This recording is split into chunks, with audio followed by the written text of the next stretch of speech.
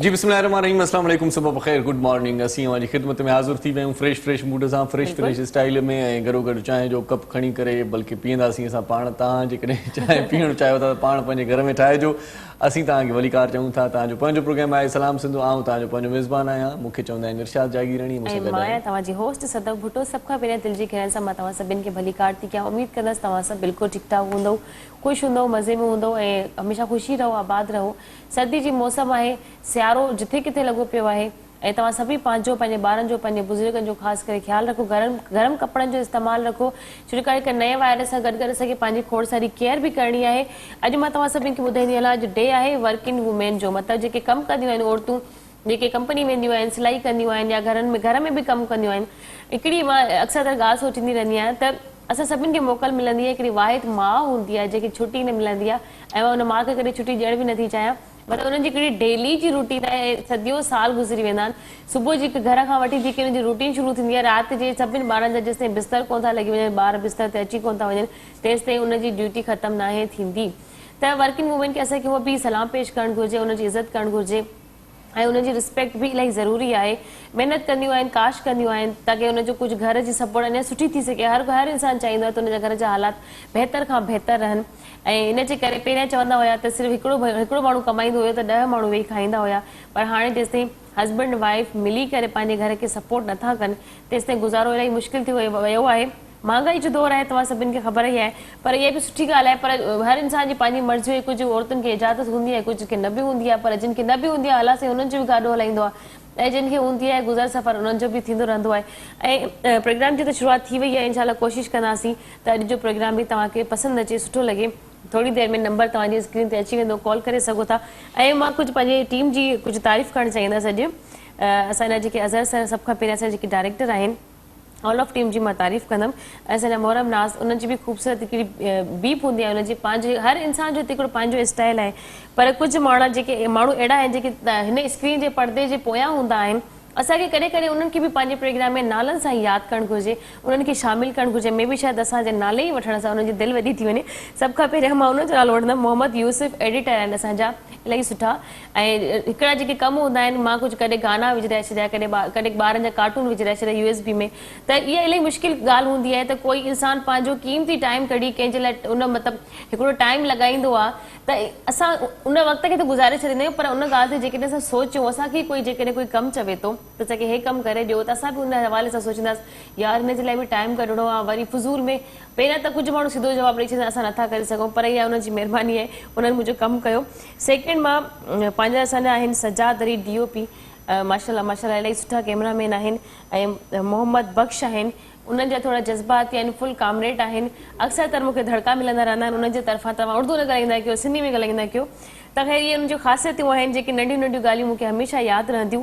ऐं इरशाद त माशाल्लाह हिते थी मुंहिंजी गुफ़्तगू ख़तमु, तव्हां पंहिंजो इंट्रो करे सघो था। मां छो लाइ मां यादि न आहियां त बसि ठीकु आहे, ओके असांजा अञा दोस्त जेके आहिनि से अञा विसारे छॾिया अथव। जेके नाला खणण जी ॻाल्हि आहे त पोइ असांजो नईम, असांजो दोस्त नईम रिंद साहिबु, उहो बि इंजीनियर साहिबु, उहो तमामु घणी महिनत कंदो आहे न। तव्हांजो जेको आहे अच्छा, मुंहिंजी जिन जिन सां मुलाक़ात थी, जिन जिन जा नाला मूंखे यादि आहिनि, उन्हनि जा मां मतिलबु शामिल करे छॾियां। मुलाक़ात जो टाइम ॾियो असांखे। ऐं असांजो गॾु कुदरतुल्ला जमाली साहिबु, उहो ऑडियो ते हूंदो आहे, रोज़ ईंदा आहिनि मूंखे माइक ॾियण जे लाइ। बिल्कुलु, हाणे जेकॾहिं तव्हां हुन नालो न खणो आहे या मां न खणा, तव्हां माइक बंदि करे छॾिया, तव्हांजी गुफ़्तगू वञे ई न। बहरहाल हर माण्हू जो पंहिंजो पंहिंजो किरदारु आहे, सभिनी खे जस हुजे। सुबुह सां सभई दोस्त मिली जुली करे तव्हांजे आॾो असीं पेश थींदा आहियूं। ऐं तव्हां TV स्क्रीन ते फ्रंट लाइन ते त असांखे ॾिसंदा आहियो, पर असांजे पोयां तमामु घणा दोस्त सरगर्म हूंदा आहिनि, इलाही मतिलबु महिनत कंदा आहियूं असां इन पंहिंजे ख़ूबसूरत प्रोग्राम खे अञा वधीक ख़ूबसूरत करण जे लाइ। सो हर को माण्हू मोतीअ दाणो, हर का दिलि हीरनि जी खाण ॼाणे, ॾिस त सही अणॼाणे। के माण्हू तारीख़ थियनि था, घायल धरतीअ जे सीने ते का गहरी चीख थियनि था।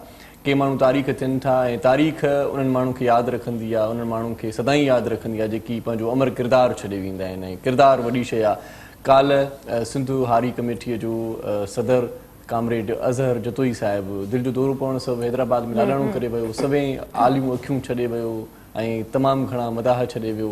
पाण पाकिस्तान जो सभ खां वॾो जेको इतिहाद आहे, पूनम इतिहाद, उन में पाण सरगर्म रहिया ऐं पाण एंटी थल केनाल कमेटीअ जा बि सरगर्म कारकुन अॻुवान रहिया ऐं तमामु घणी महिनत कयूं। ख़ासि तौर ते हारियुनि जे लाइ तमामु घणी जदोजहद कयूं ऐं जतोई बिरादरीअ में तमामु घणो उन्हनि जो नाव, उन्हनि जो मटो ऐं उनजो सानी फ़िलहालु जेको ख़ाल हू छॾे विया आहिनि उन्हनि जो भरिजणु तमामु घणो ॾुखियो आहे ऐं असांजो साथी दोस्त एडवोकेट अहमद नवाज़ जतोई बि उन सां गॾु तमामु घणो वेझो रहियो। सो असीं समूरी जतोई बिरादरी सां गॾु जेकी बि हारियुनि जे हक़नि जे लाइ आवाज़ उथारींदड़ दोस्त आहिनि उन्हनि सां असीं इन सोग में ॾुख में बराबरि जा शरीक आहियूं। अल्लाह साईं मरहूम कामरेड अज़हर जतोई साहिब जा दर्जा बुलंद करे उन्हनि खे जन्नतुल फिरदौस में जॻह अता फरमाए ऐं उन्हनि जूं जेकी सारूणियूं आहिनि उहे असांखे सताईंदियूं रहंदियूं, असांखे ॾुखाईंदियूं रहंदियूं, पर फ़ानी जहान आहे, हर कंहिंखे वञिणो आहे। पर वरी बि ॻाल्हि साॻी आहे त को न को जॾहिं कमु कारे माण्हू छॾे वेंदो आहे, का न का ॻाल्हि छॾे वेंदो आहे, पंहिंजे देश पंहिंजी मिटी पंहिंजी धरतीअ जे लाइ पाण पतोड़े जॾहिं हितां रवानो थींदो आहे त पोइ उनखे सुठनि लफ़्ज़नि सां यादि कंदा आहियूं असीं। ऐं जीअं हाणे असीं उन शख़्सियत खे यादि करे रहिया आहियूं, इहा सिर्फ़ु इन जे करे उनजी यादगिरी असांखे अचे थी या इन जे करे असीं ॻाल्हायूं था छो त हिकिड़ो मुतहरिक किरदारु रहियो ऐं ख़ासि तौर ते ॿिटे मकानी निज़ाम ख़िलाफ़ु जॾहिं आवाज़ु उथारियो वियो त कामरेड अज़हर जतोईअ खे पाण अॻुभरो ॾिठोसीं ऐं सिंध जी वहदत ते वार हुजे उन महिल बि कामरेड अज़हर जतोई साहिबु अॻियों ऐं ख़ासि तौर ते कालाबाग डैम जो इशू जेको इहो मोल घोड़ो सदाईं इहे जागी पवंदो आहे या उनखे जीअरो करे वठंदा आहिनि मुख़्तलिफ़ क़िस्मनि जा माण्हू, मुख़्तलिफ़ पार्टियूं ऐं मुख़्तलिफ़ सियासी जमायतूं, त उन ॾिस में बि कामरेड अज़हर जतोई तमामु घणियूं ख़िदमतूं रहियूं आहिनि, तारीख़ उनखे यादि कंदी रहंदी। सो बहरहाल अॼु वरी हिकिड़ी सुठी न्यूज़ बि इहा आहे कराची वासियुनि जे लाइ त सर्कुलर ट्रेन नेठ जेको आहे सुप्रीम कोर्ट जे दबा खां पोइ अॼु चवनि था त रवानी थींदी। सो अॼु पंहिंजे माॻ पिपरी खां चवनि था त पहिरीं जेका आहे सा उनजी रवानगी आहे, उन खां पोइ जेके स्टेशन्स ईंदियूं उन्हनि ते हू जेको बि उनजो स्टाफ आहे, जेको दौरानियूं आहे, स्टॉप कंदे कंदे पाण सिटी जेको आहे सो स्टेशन ते उन ट्रेन खे ॾिसी सघंदासीं। सो अॼु बहरहाल माना हड़ूं वड़ूं ॾेई करे ॾाढो माना ॾाढी देरि करे ऐं काफ़ी वक़्त खां सर्कुलर ट्रेन जो आगाज़ थियणो हुयो, इहो मनसूबो जेको पेंडिंग में हुयो, अॼु बहरहाल चवनि था त इहो शाम जो हिन जो इफ़्तिताह कयो वेंदो बाक़ाइदगीअ सां। सो हिकिड़ी ॿी ॻाल्हि तव्हां सां कल्ह कई हुईसीं ऐं उहा कल्ह जेका ॻाल्हि कई हुईसीं उन ते थोरी अमल करण जी बि ज़रूरत आहे। पाण जेको सोचींदा आहियूं त जेको फ्रांस तमामु घणो कमु ख़राबु कयो, ख़ासि तौर ते मुस्लमाननि जी जेका दिलि आज़ारी कई आहे, मुस्लमाननि खे जेको उन्हनि ॾुखु ॾिनो आहे उहो ॾुखु असांजी तव्हांजी दिलनि में आहे। पाण करीम सल्लल्लाहु अलैहि वसल्लम जे शान में जेकी गुस्ताखाना हिमाकतूं जेकी उन्हनि कयूं आहिनि उन्हनि जे लाइ पाण समूरा मुस्लमान शदीद कावड़े गुस्से में आहियूं। पर उन खां पोइ थियो ईअं आहे त जेकी प्रोडक्ट आहिनि मुख़्तलिफ़ माण्हू हलायूं आहिनि, कई ॻाल्हियूं सोशल मीडिया ते अची वेंदियूं आहिनि, बाबा हीअ प्रोडक्ट फ्रांसीसी आहे, हीअ प्रोडक्ट उतां जी आहे, इनखे तव्हां न खाओ, इनखे तव्हां न पीओ, इन जो बाइकाट कयो, इहे शयूं वठो ई न। सो असां इन मामले में पाण बि तमामु घणा जज़्बात हुआसीं, इलाही शयूं मूं बि न वरितियूं, तव्हां बि न वरितियूं हूंदियूं। पर हिकिड़ी ॻाल्हि जेका साम्हूं अची वई आहे उहा इहा आहे त पाकिस्तानी जेका कंपनी आहे लू बिस्किट कंपनी, उहा हलाल कंपनी आहे ऐं पाकिस्तान जी कंपनी आहे ऐं उन जा जेकी प्रोडक्ट आहिनि उहे तव्हां ख़रीद कयो ऐं असां तव्हांखे वरी गुज़ारिश कयूं था त उन में समूरा असांजा मुस्लमान माण्हू लॻियल आहिनि, कारोबार आहे, उन्हनि जो रोज़गार आहे, फैक्ट्री में जेकी कमु कनि था ऐं तक़रीबन 4500 खां वधीक ख़ानदान जेके आहिनि से उन कारोबार सां लाॻापियल आहिनि। जेकॾहिं पाण उहे प्रोडक्ट्स न वठंदासीं, लू जा जेकॾहिं बिस्किट्स वग़ैरह या प्रोडक्ट जेकी बि उन जा आहिनि सो उहे न वठंदासीं त पोइ असांजा जेके उहे मज़दूर माण्हू आहिनि, असांजा मुस्लमान भाइर आहिनि, तव्हां असांजा साथी आहिनि, पंहिंजे पाकिस्तान जा माण्हू आहिनि, उहे ज़ाहिर आहे बुख बदहाली जो शिकार थींदा ऐं इहा ॻाल्हि तव्हांखे बि न वणंदी, असांखे बि न वणंदी। सो लू जा जेके बिस्किट आहिनि उहे तव्हांखे थोरी तौर ते वठणो घुरिजे। तव्हां अक्सर ॾिसंदा हूंदो लू जो मतिलबु आहे बिस्किट जे मथां हिकिड़ो रेड कलर जो निशान हूंदो आहे हिन टाइप जो ऐं हुन ते एल ऐं यू लिखियलु हूंदो आहे, हुनजो मतिलबु आहे लू। लू मतिलबु पाकिस्तान जी कंपनी आहे। असांजे कुझु व्यूअर्स अहिड़ा आहिनि जिन खे पूरे तरीक़े सां क्लियरली सम्झ में न ईंदो आहे ऐं उन बिस्किटनि जे मथां नाला ॿुधाईंदी हलां। बेकरी सेकेंड आहे, प्रिंस आहे, टक आहे, टाइगर आहे, कैंडी आहे, गाला आहे, 50-50, वीटाबिल आहे, प्लस आहे। त इहे सभु बिस्किट जेके आहिनि पाकिस्तान जा ई आहिनि, हलाल आहिनि। बल्कि तव्हांखे ॿी ॻाल्हि ॿुधायां त हीउ जेको असां वटि पेपर आहे इन में मुख़्तलिफ़ जेकी मस्जिद जा मुफ़्ती आहिनि या अलामा आहिनि, उन्हनि पाकिस्तान जा जेकी वॾा मुफ़्ती आहिनि उन्हनि बि पंहिंजी राय ॾिनी आहे, उन्हनि बि इहो हतमी फ़ैसिलो ॾिनो आहे त इहा हलाल कंपनी आहे ऐं continental biscuit limited Pakistani company आहे ऐं जेका पाकिस्तान जे ज़ेर इतमाम आहे उनजो ई लू बिस्किट जेका आहे असां हुनजी निगरानी में हले पई। सो हिते नंढड़ी साई वठूं था पाण पहिरियों, इन खां पोइ वधीक तफ़सील तव्हांखे ॾियूं था। मुंहिंजो केॾांहुं ॾिसंदा रहिजो। सलाम सिंध।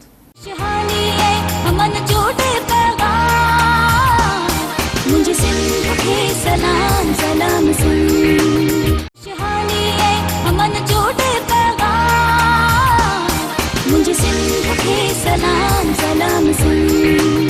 जी सलाम सिंध में हिकु भेरो वरी तव्हांखे भलीकार चऊं था। ब्रेक ते वञण खां पहिरियां पाण लू बिस्किट जे हवाले सां तव्हांखे ॻाल्हि ॿुधाईसीं पई ऐं वरी तव्हांखे ॿुधायूं था त कॉन्टिनेंटल बिस्किट लिमिटेड जेका लू बिस्किट सां गॾु आहे ऐं पाकिस्तानी हज़ारे मतिलबु लखे माण्हुनि जी दिलनि ते राॼ कंदड़ आहे। बुज़ुर्ग, पोड़ा, पका, ॿार, औरतूं, मर्द सभई इन्हनि बिस्किट्स खे तमामु घणे चाह शौक़ सां खाईंदा आहिनि ऐं तमामु घणी माना ईअं खणी चऊं फरमाइश बि कंदा आहिनि। सो वरी तव्हांखे ॿुधाईंदा हलूं त continental biscuit limited Pakistani company आहे जेका पाकिस्तान जे ज़ेर इतमाम आहे ऐं इन जी जेका अक्सरियत आहे जेके कमु कनि था उते उहे बि समूरा पाकिस्तानी आहिनि। ऐं हिननि जो इहो चवणु आहे, हिन वाज़े तौर ते इहो ऐलान करे छॾियो आहे त पाकिस्तान में तयारु थींदड़ कॉन्टिनेंटल बिस्किट लिमिटेड ऐं लू बिस्किट जो तालुक़ु नई कंहिं फ्रेंच कंपनी सां आहे ऐं नई उन्हनि जी मिल्कियत जा हुक़ूक़ के फ्रांस वटि आहिनि। कॉन्टिनेंटल बिस्किट फ्रांस में जेका गुस्ताखी थी आहे असांजे प्यारे करीम सल्लल्लाहु अलैहि वसल्लम उन जी पुरज़ोर मज़म्मत ही पाण बि कनि पिया, असीं बि कयूं पिया। सो ही पाकिस्तानी प्रोडक्ट आहे ऐं हिन में जेकी बि असांजा वर्कर आहिनि, मज़दूर आहिनि जेके उते कमु कनि पिया उहे समूरा पाकिस्तानी आहिनि। तव्हां असांजा ॿाहिरि आहिनि, सो पाण उन्हनि जे घरनि जो चुल्हो छो भला विसाए छॾियूं। तव्हां असां समूरनि खे दोस्तनि खे इहा गुज़ारिश आहे त लू जा जेकी प्रोडक्ट आहिनि उहे मार्केट में जेकॾहिं तव्हां ॾिसो था त उहे तव्हां ख़रीद कयो ऐं इन सेंस में तव्हां हलिया न वञो त इहा प्रोडक्ट का फ्रांसीसी प्रोडक्ट आहे या इहे बिस्किट फ्रांस जा आहिनि या उन्हनि जी का शइ आहे जेका असां वठंदासीं त इहा सम्झो त पंहिंजे दीन इस्लाम सां हिकिड़ी गदारी थींदी। ईअं बिल्कुलु बि न आहे। सो पाण लू जा अॼुकल्ह जेकी प्रोडक्ट मार्केट में मौजूदु आहिनि उहे पाण ख़रीद कंदासीं। बाक़ी त बाइकाट आहे, पंहिंजो ॻाल्हि आहे, सिधी पाण मुस्लमान आहियूं। बाक़ी हिननि क्लियर करे छॾियो आहे पाकिस्तान जा जेकी बि उलमाए कराम आहिनि, ख़ासि तौर ते जेकी जामिया दारुल उलूम आहिनि उन्हनि जा जेकी मुफ़्ती साहिबा आहिनि उन्हनि बि इहा फतवा जारी कई आहे ऐं हिकिड़ो पूरो पेपर वर्क असां ताईं पहुतो आहे। असां पाण इन जी जेका तफ़सील में विया डीप में विया पाण छंड छाण खां पोइ इन नतीजे ते पहुतासीं त हीअ बिल्कुलु राइट चवनि था, सही चवनि था, सच चवनि था त लू जा जेकी बिस्किट आहिनि ऐं कॉन्टिनेंटल बिस्किट जेकी आहिनि जेका कंपनी आहे उन्हनि सां गॾु उन्हनि जो हिकिड़ो भाङे भाईवार आहिनि पाण में या पाण में हिकिड़ो सिलसिलो अथनि। सो बहरहाल चवण जो मक़सदु इहो आहे त पाकिस्तानी प्रोडक्ट आहे ऐं पाकिस्तान में इहा ठहे थी। पाकिस्तान जा असांजा सिंधी असांजा पाकिस्तानी भाइर हिन में मज़दूरी कनि पिया। सो उन्हनि समूरे माण्हुनि जो जेको आहे सो रोज़गार हिन सां वाॻियल आहे उहे मायूस थी विया हुआ 4 ॾींहंनि खां वठी जॾहिं असां बाइकाट जूं ॻाल्हियूं कयूंसीं, असां इहे प्रोडक्ट ख़रीद करण खां लवाए रहिया हुआसीं, असां छॾे विया हुआसीं त उन्हनि जे घरनि में मासूम ॿार बि मायूस थी विया त हाणे असांजो छा थींदो, गुज़र सफ़र असांजो कीअं थींदो। सो के ॻाल्हियूं ग़लतफ़हमी जी बुनियाद ते बि फेसबुक ते सोशल मीडिया ते अची वेंदियूं आहिनि जिन खे पाण वरी तस्दीक खां बग़ैर ई शेयर करे छॾींदा आहियूं त बाबा हीअ शयूं न ख़रीद कजो, हीअ शयूं न ख़रीद कजो।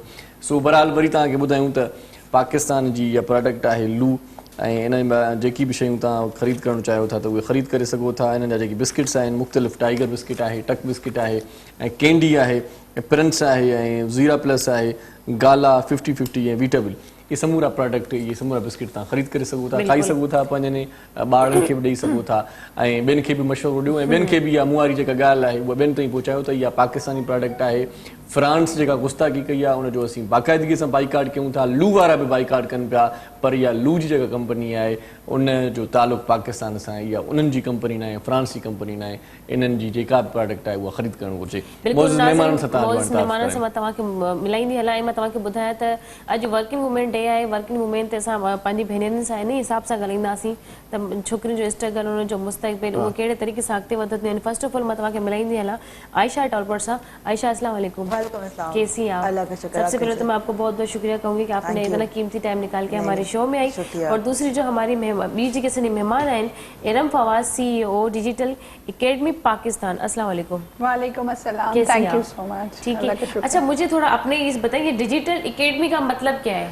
लेकिन जी दौर है डिजिटलाइजेशन का जी। और काम कर रही हूँ मैं पूरे पाकिस्तान में। अच्छा। कोशिश है कि सिंध से लेके कालाम तक एक सफ़र किया जाए जिसे हमारे चेयरमैन अमार जाफरी साहब कहते हैं K2K फार्मूला।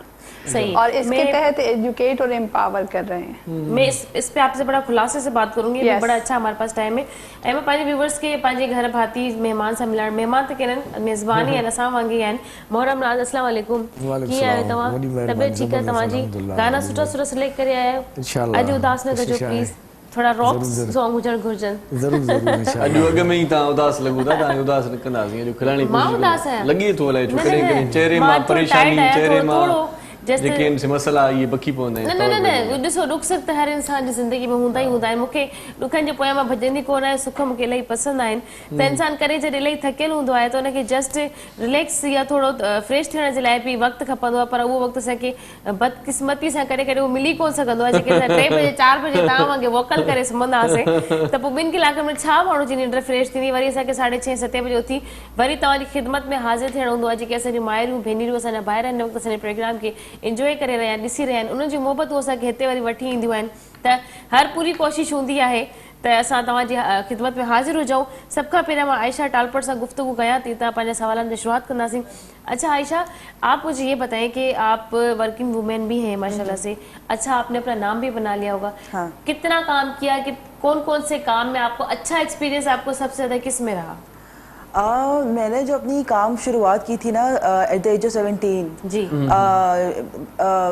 और स्कूल के अंदर फर्स्ट मेरी जॉब थी एज एन ऑफिस रिसेप्शनिस्ट तो मेरी याद है प्रिंसिपल को मैं जो है ना रिपोर्ट करती थी मैं और जो भी उनकी मीटिंग्स थी पेरेंट टीचर मीटिंग वगैरह टीचर का वो मैं ऑर्गेनाइज करवा देती थी तो वेरी स्मॉल लेवल जॉब सही कॉलेज उसी वक्त निकली थी यूनिवर्सिटी में एडमिशन होना था तो बीच में गैप था तो एक्चुअल करियर पहले वहाँ से काम करना शुरू किया था उससे पहले ट्यूशन अच्छा घर से इजाजत मिल गई क्योंकि अक्सर तर हमारी जो लड़कियां होती हैं तो उनको पहले घर वाले कहते हैं क्या जरूरत है तुम्हें जॉब करने की खाना वाले क्या कहेंगे भाई क्या कहेंगे तुम्हें खर्चा मिल तो रहा है क्या जरूरत है जॉब करने वो वैसे ही था और वो जो बैकग्राउंड है वो फ्यूडल बैकग्राउंड है अब्बा जो है वो बड़े सख्ती थे कि नहीं कोई एजुकेशन में नहीं बस घर में ग्रेजुएशन कर लिया गर्ल्स कॉलेज से वो पूरी जर्नी थी वो बड़ा एक वो मुश्किल था कि अब्बा को कन्विंस करना उनको कभी वो जो है ना इमोशनल ब्लैकमेल करना कभी जिद करना वो कैसे उनको बात समझ में आई क्या किया कौन सा हरबा इस्तेमाल किया आपने हर बार तो बस खाना छोड़ दिया खाना बस ये हमारे पास एक यही टेक्निक होती है और तुम कुछ कर ही नहीं सकते शुरू में ना सेफ जॉब भी थी स्कूल की जॉब जनरली समझा जाता है कि सेफ जॉब है यू नो एक एनवायरनमेंट ऐसा कंफर्टेबल एंड सेफ एनवायरनमेंट होता है फिर यूनिवर्सिटी में गई एक्सपोजर मिला फिर यूनिवर्सिटी के बाद जब मुख्तलिफ जगहों पे इंटर्नशिप्स वगैरह की उसके मौका मिल गया तो वहाँ पे फिर होता ना वालिदैन भी ना सिक्योर होते हैं अपने बच्चों को लेके और बेटियों को लेके ज़्यादा सिक्योर होते हैं खासतौर पे वालिद तो वो होता है कि बेटी कैसे जाएगी बाहर कोई उसको मसला ना हो कोई हर्डल्स ना हो उन्होंने ज़माना देखा होता है तो उनको पता होता है कि मुश्किल है बाहर की दुनिया तो ज़ाहिर है दे आर वेरी प्रोटेक्टिव कि भाई नहीं करो तो ज़्यादा बेहतर है क्या ज़रूरत है लेकिन वो शौक इतना ज़्यादा था कि नहीं मैं कर लूँगी करते करते वो फिर यूनिवर्सिटी में गई फिर इंटर्नशिप शुरू हुआ 2-3 जगहों पे की फिर जब पढ़ाई ख़त्म हो गई तो फिर एक जगह बहुत अच्छी जगह जॉब मिल गई अच्छी बड़ी कंपनी के अंदर फिर वहाँ से काम करना शुरू किया फिर जैसे जैसे आप खुद भी बड़े हो मैच्योर होते जाते हो वालिदैन को भी नजर आता है कि हाँ तो उनको भी नजर आता है कि ठीक है बच्ची ठीक जा रही है वैसे अब बाकी राय क्या है अब क्या फील करते हैं अब तो प्राउड फील करते हैं अच्छा लगता है अब तो माशाल्लाह से वो बड़ा फख्र से बताते हैं अब तो ये कहते होंगे ये लड़की नहीं है बेटा है मेरा बेटा यही रहता है ये सारे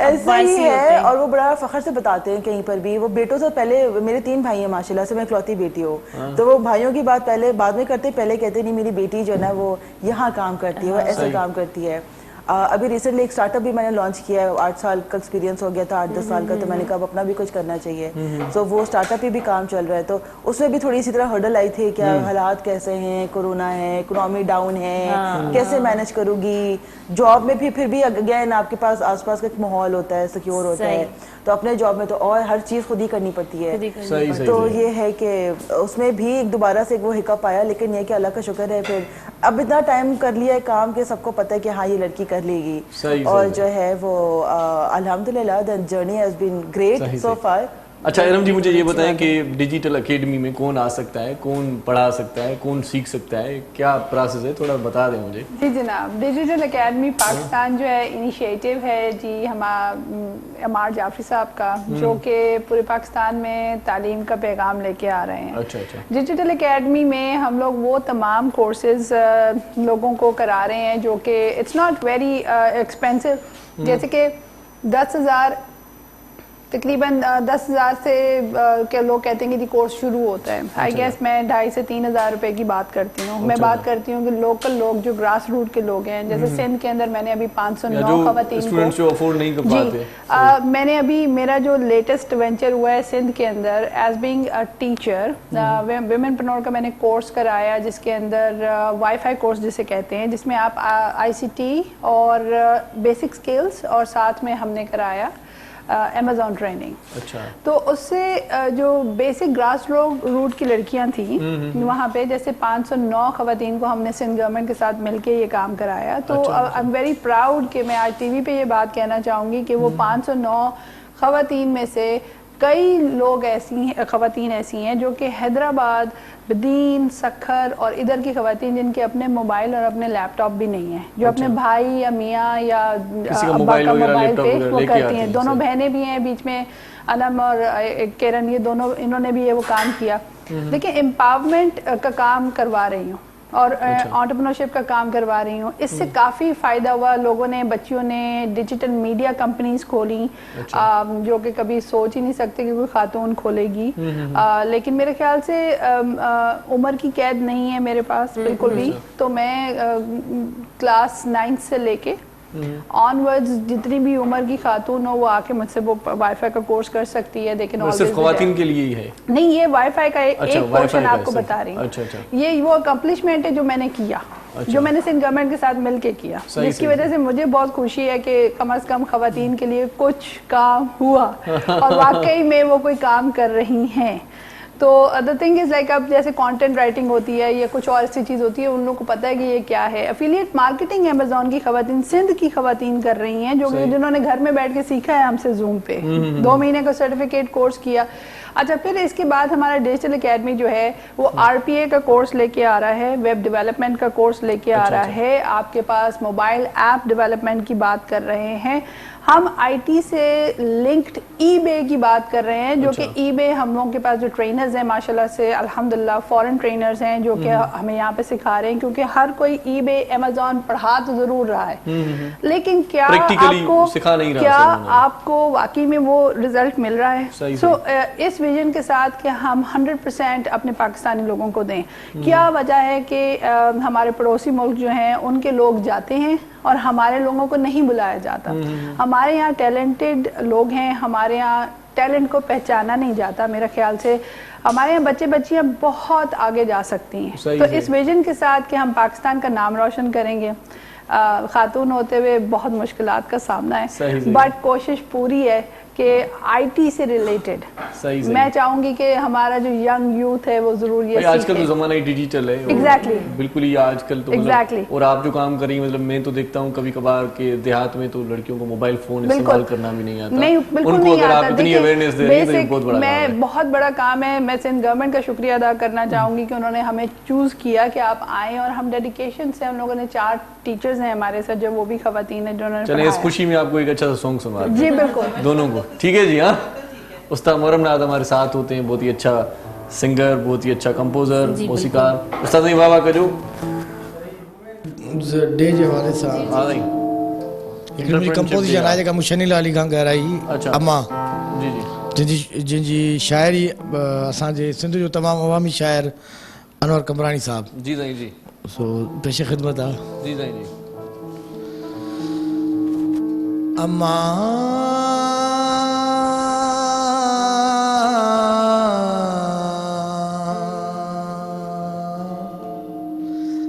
अम्मा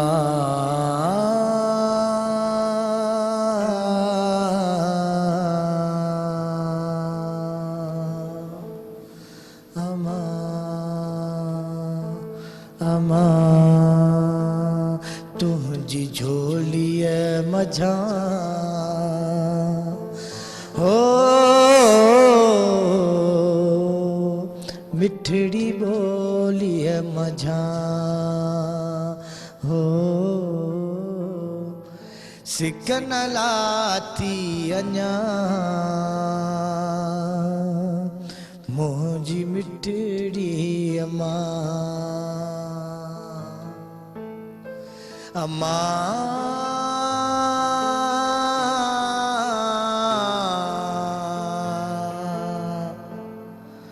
अम्मा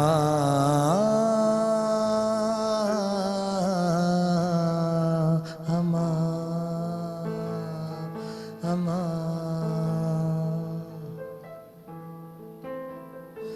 केर कपड़ा पराए विचारे मुखे केर स्कूल जे लाइ सिंगारे मुखे सिंगारे मूंखे केर कपड़ा पराए विजारे मूंखे केर स्कूल जे लाइ सिंगारे मूंखे सिंगारे मूंखे सिंगारे मूंखे केॾो बाबा बि ॾे ओ भल प्यार मूंखे हो तूं ई चो तो बिना मां काॾे वञा अम्मा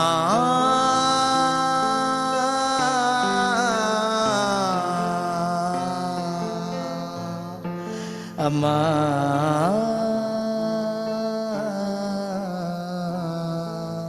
अम्मा अम्मा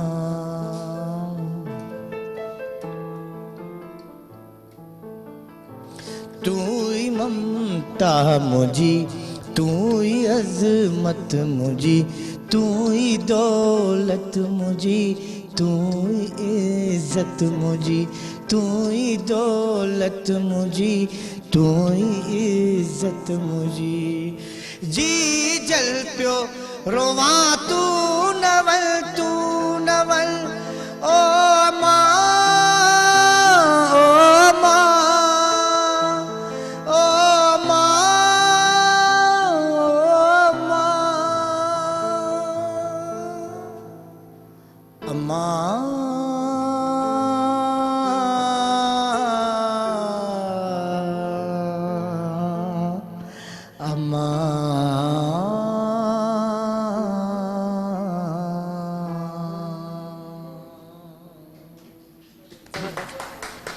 जैसे कि मैंने पहले भी कहा था माशाल्लाह ज़बरदस्त पर हाणे ॻाल्हि इहा आहे त उस्ताद मरमनाथ तोखे चयोसीं त हाणे असांखे उदास न कजांइ अंबड़ जी यादि सभिनी खे अची वई असल में वुमेन्स जो तालुक़ु आहे वो मां जो आहे अॼु वुमेन लीडरशिप डे आहे मां जीअं पहिरें शो में ॻाल्हि कई हुई त सभिनी छुटी थी वेंदी आहे पर हिकिड़ी वाहिद वालदा हूंदी आहे जंहिंजी छुटी न थींदी ॿारनि जे हिसाब सां फैमिली जे हिसाब सां पंहिंजे घर जे फर्ज़नि जे हिसाब सां नंढड़ी साई ते वञूं था अॼोके प्रोग्राम खे तव्हां ताईं पहुचाइण में असां ताउन कयो आहे लूप बिस्किट वारनि ऐं लूप बिस्किट वारा तव्हांखे वरी ॿुधायूं त पाकिस्तानी प्रोडक्ट आहे पाकिस्तानी मसनूआत आहिनि इहे तव्हां ख़रीद कयो प्योर पाकिस्तानी प्रोडक्ट्स आहिनि सो इहे बिस्किट खाओ मौज कयो मज़ो कयो सुकून माणियो नंढड़ी साई वठो मोटी अचूं था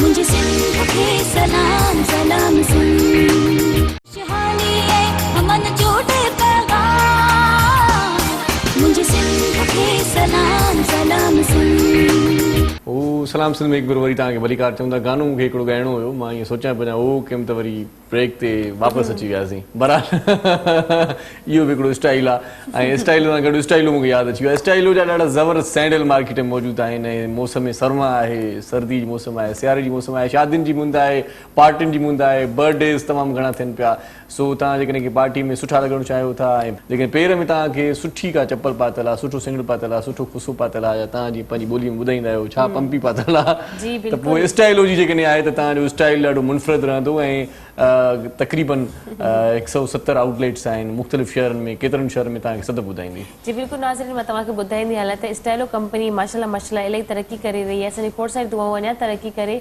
150 शहरनि जे अंदरि 170 उन्हनि जी ब्रांच आहिनि तव्हां इज़ीली तव्हां पंहिंजी कहिड़ी बि पसंदि जी चप्पल 50 शहरनि खां वधीक 170 उन में आउटलेट्स आहिनि ईअं आहे जी बिल्कुलु 50 शहर जे अंदरि मां उहा ई ॻाल्हि कई 170 उन्हनि जी ब्रांच आहिनि ऐं उहा किथे बि इज़ीली पंहिंजी परचेसिंग करे सघनि था पंहिंजी शॉपिंग करे सघनि था तव्हांखे उते हर मतिलबु तव्हां हिकिड़ी शॉप ते तव्हांखे खोड़ सारी शयूं मिली सघनि थियूं उनजी पंहिंजी ज्वेलरी बि आहे बेबी शूज़ बि आहिनि ऐं वेदर जे हिसाब सां उनजी जेकी न्यू कलेक्शन आई आहे तव्हां सिलेक्ट करे सघो था उन में पंपी आहे तव्हांजी जेकी असांजी जेके वॾियूं माऊं हूंदियूं आहिनि जेके जो मोटो हेल्दी वेट हूंदो आहे उहा पेंसिल हील वग़ैरह पाइण खां थोरो लवाईंदियूं आहिनि त मथां सां किरी न पऊं किथे सॼी इंसल्ट न थी वञे, पर हुनजो जेको हिकिड़ो न्यू लुक आयो आहे, हील बि माशाल्लाह थोड़ी घणी मोटी आहे, मतिलबु तव्हांजो पेर जो बैलेंस बिल्कुलु बराबरि रहंदो, नंढे कद वारा माण्हू फ़ाइदो वठी सघनि था। बिल्कुलु उनजो बि आहे, पर पंहिंजो वेट बि बैलेंस करे सघनि था इज़ीली उन हील जे ज़रिए।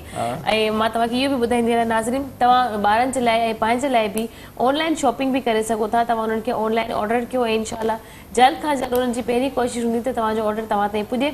स्टाइलो ॿुधाईंदो आहे त तव्हां बि का शइ आहियो, तव्हांजे अंदरि बि कोई स्टाइल आहे, जेकॾहिं तव्हां पाण खे स्टाइलिश सम्झो था ऐं पाण खे स्टाइल में आणणु चाहियो था त तव्हां सिर्फ़ु ऐं सिर्फ़ु स्टाइलो खे यूज़ कयो। बिल्कुलु स्टाइलो जो हिकिड़ो स्लोगन बि ॾाढो सुठो आहे, मूंखे वणंदो आहे, जो चाहूं वो पाऊं। जी बिल्कुलु। पेर सां पेर जो तालुक़ आहे, स्टाइलो तव्हां वठो ऐं पेरनि खे ख़ूबसूरत बणायो। न सिर्फ़ु तव्हां स्टाइलो जा सैंडल वठी सघो था, पर जीअं तव्हांखे सदफ़ ॿुधायो त हुनजा बैग्स बि आहिनि ऐं हुनजी ॿियूं शयूं बि आहिनि, ज्वेलरी बि आहे, शूज़ सभु आहे। पर असांजे लाइ तव्हांजे लाइ ॿी बि हिकिड़ी ख़ुशख़बरी आहे त स्टाइलो जा परफ्यूम बि मार्केट में अची विया आहिनि। ऐं कल्ह पाण ट्रोनियूं जी परफ्यूम आहिनि ऐं हुनजी वेडिंग सिलेक्शन बि इलाही ख़ूबसूरत प्यारी आई आहे। परफ्यूम एॾा ज़बरदस्त आहिनि त जेकॾहिं तव्हांजो वॻो धोपिजी वञे थो, उन खां पोइ बि उनजी ख़ुशबू परफ्यूम जी रहंदी आहे। लॉन्ग लास्टिंग मतिलबु उनजा परफ्यूम्स आहिनि, तव्हां जेकॾहिं उनजा परफ्यूम यूज़ कंदो त काफ़ी देर ताईं उनजी फ्रेगनेंसी तव्हांजे कपिड़नि में तव्हां कल्ह ट्रोनियूं बेला जो परफ्यूम हुयो, मतिलबु स्टाइलो हुयो, तव्हांखे बेला परफ्यूम वणियो, मां फेम में हुयो ऐं ड्राइज़ल इन खां सवाइ बेला ई उन्हनि जा परफ्यूम मार्केट में मौजूदु आहिनि, जेकी तव्हां वठी सघो था, ऑनलाइन बि वठी सघो था।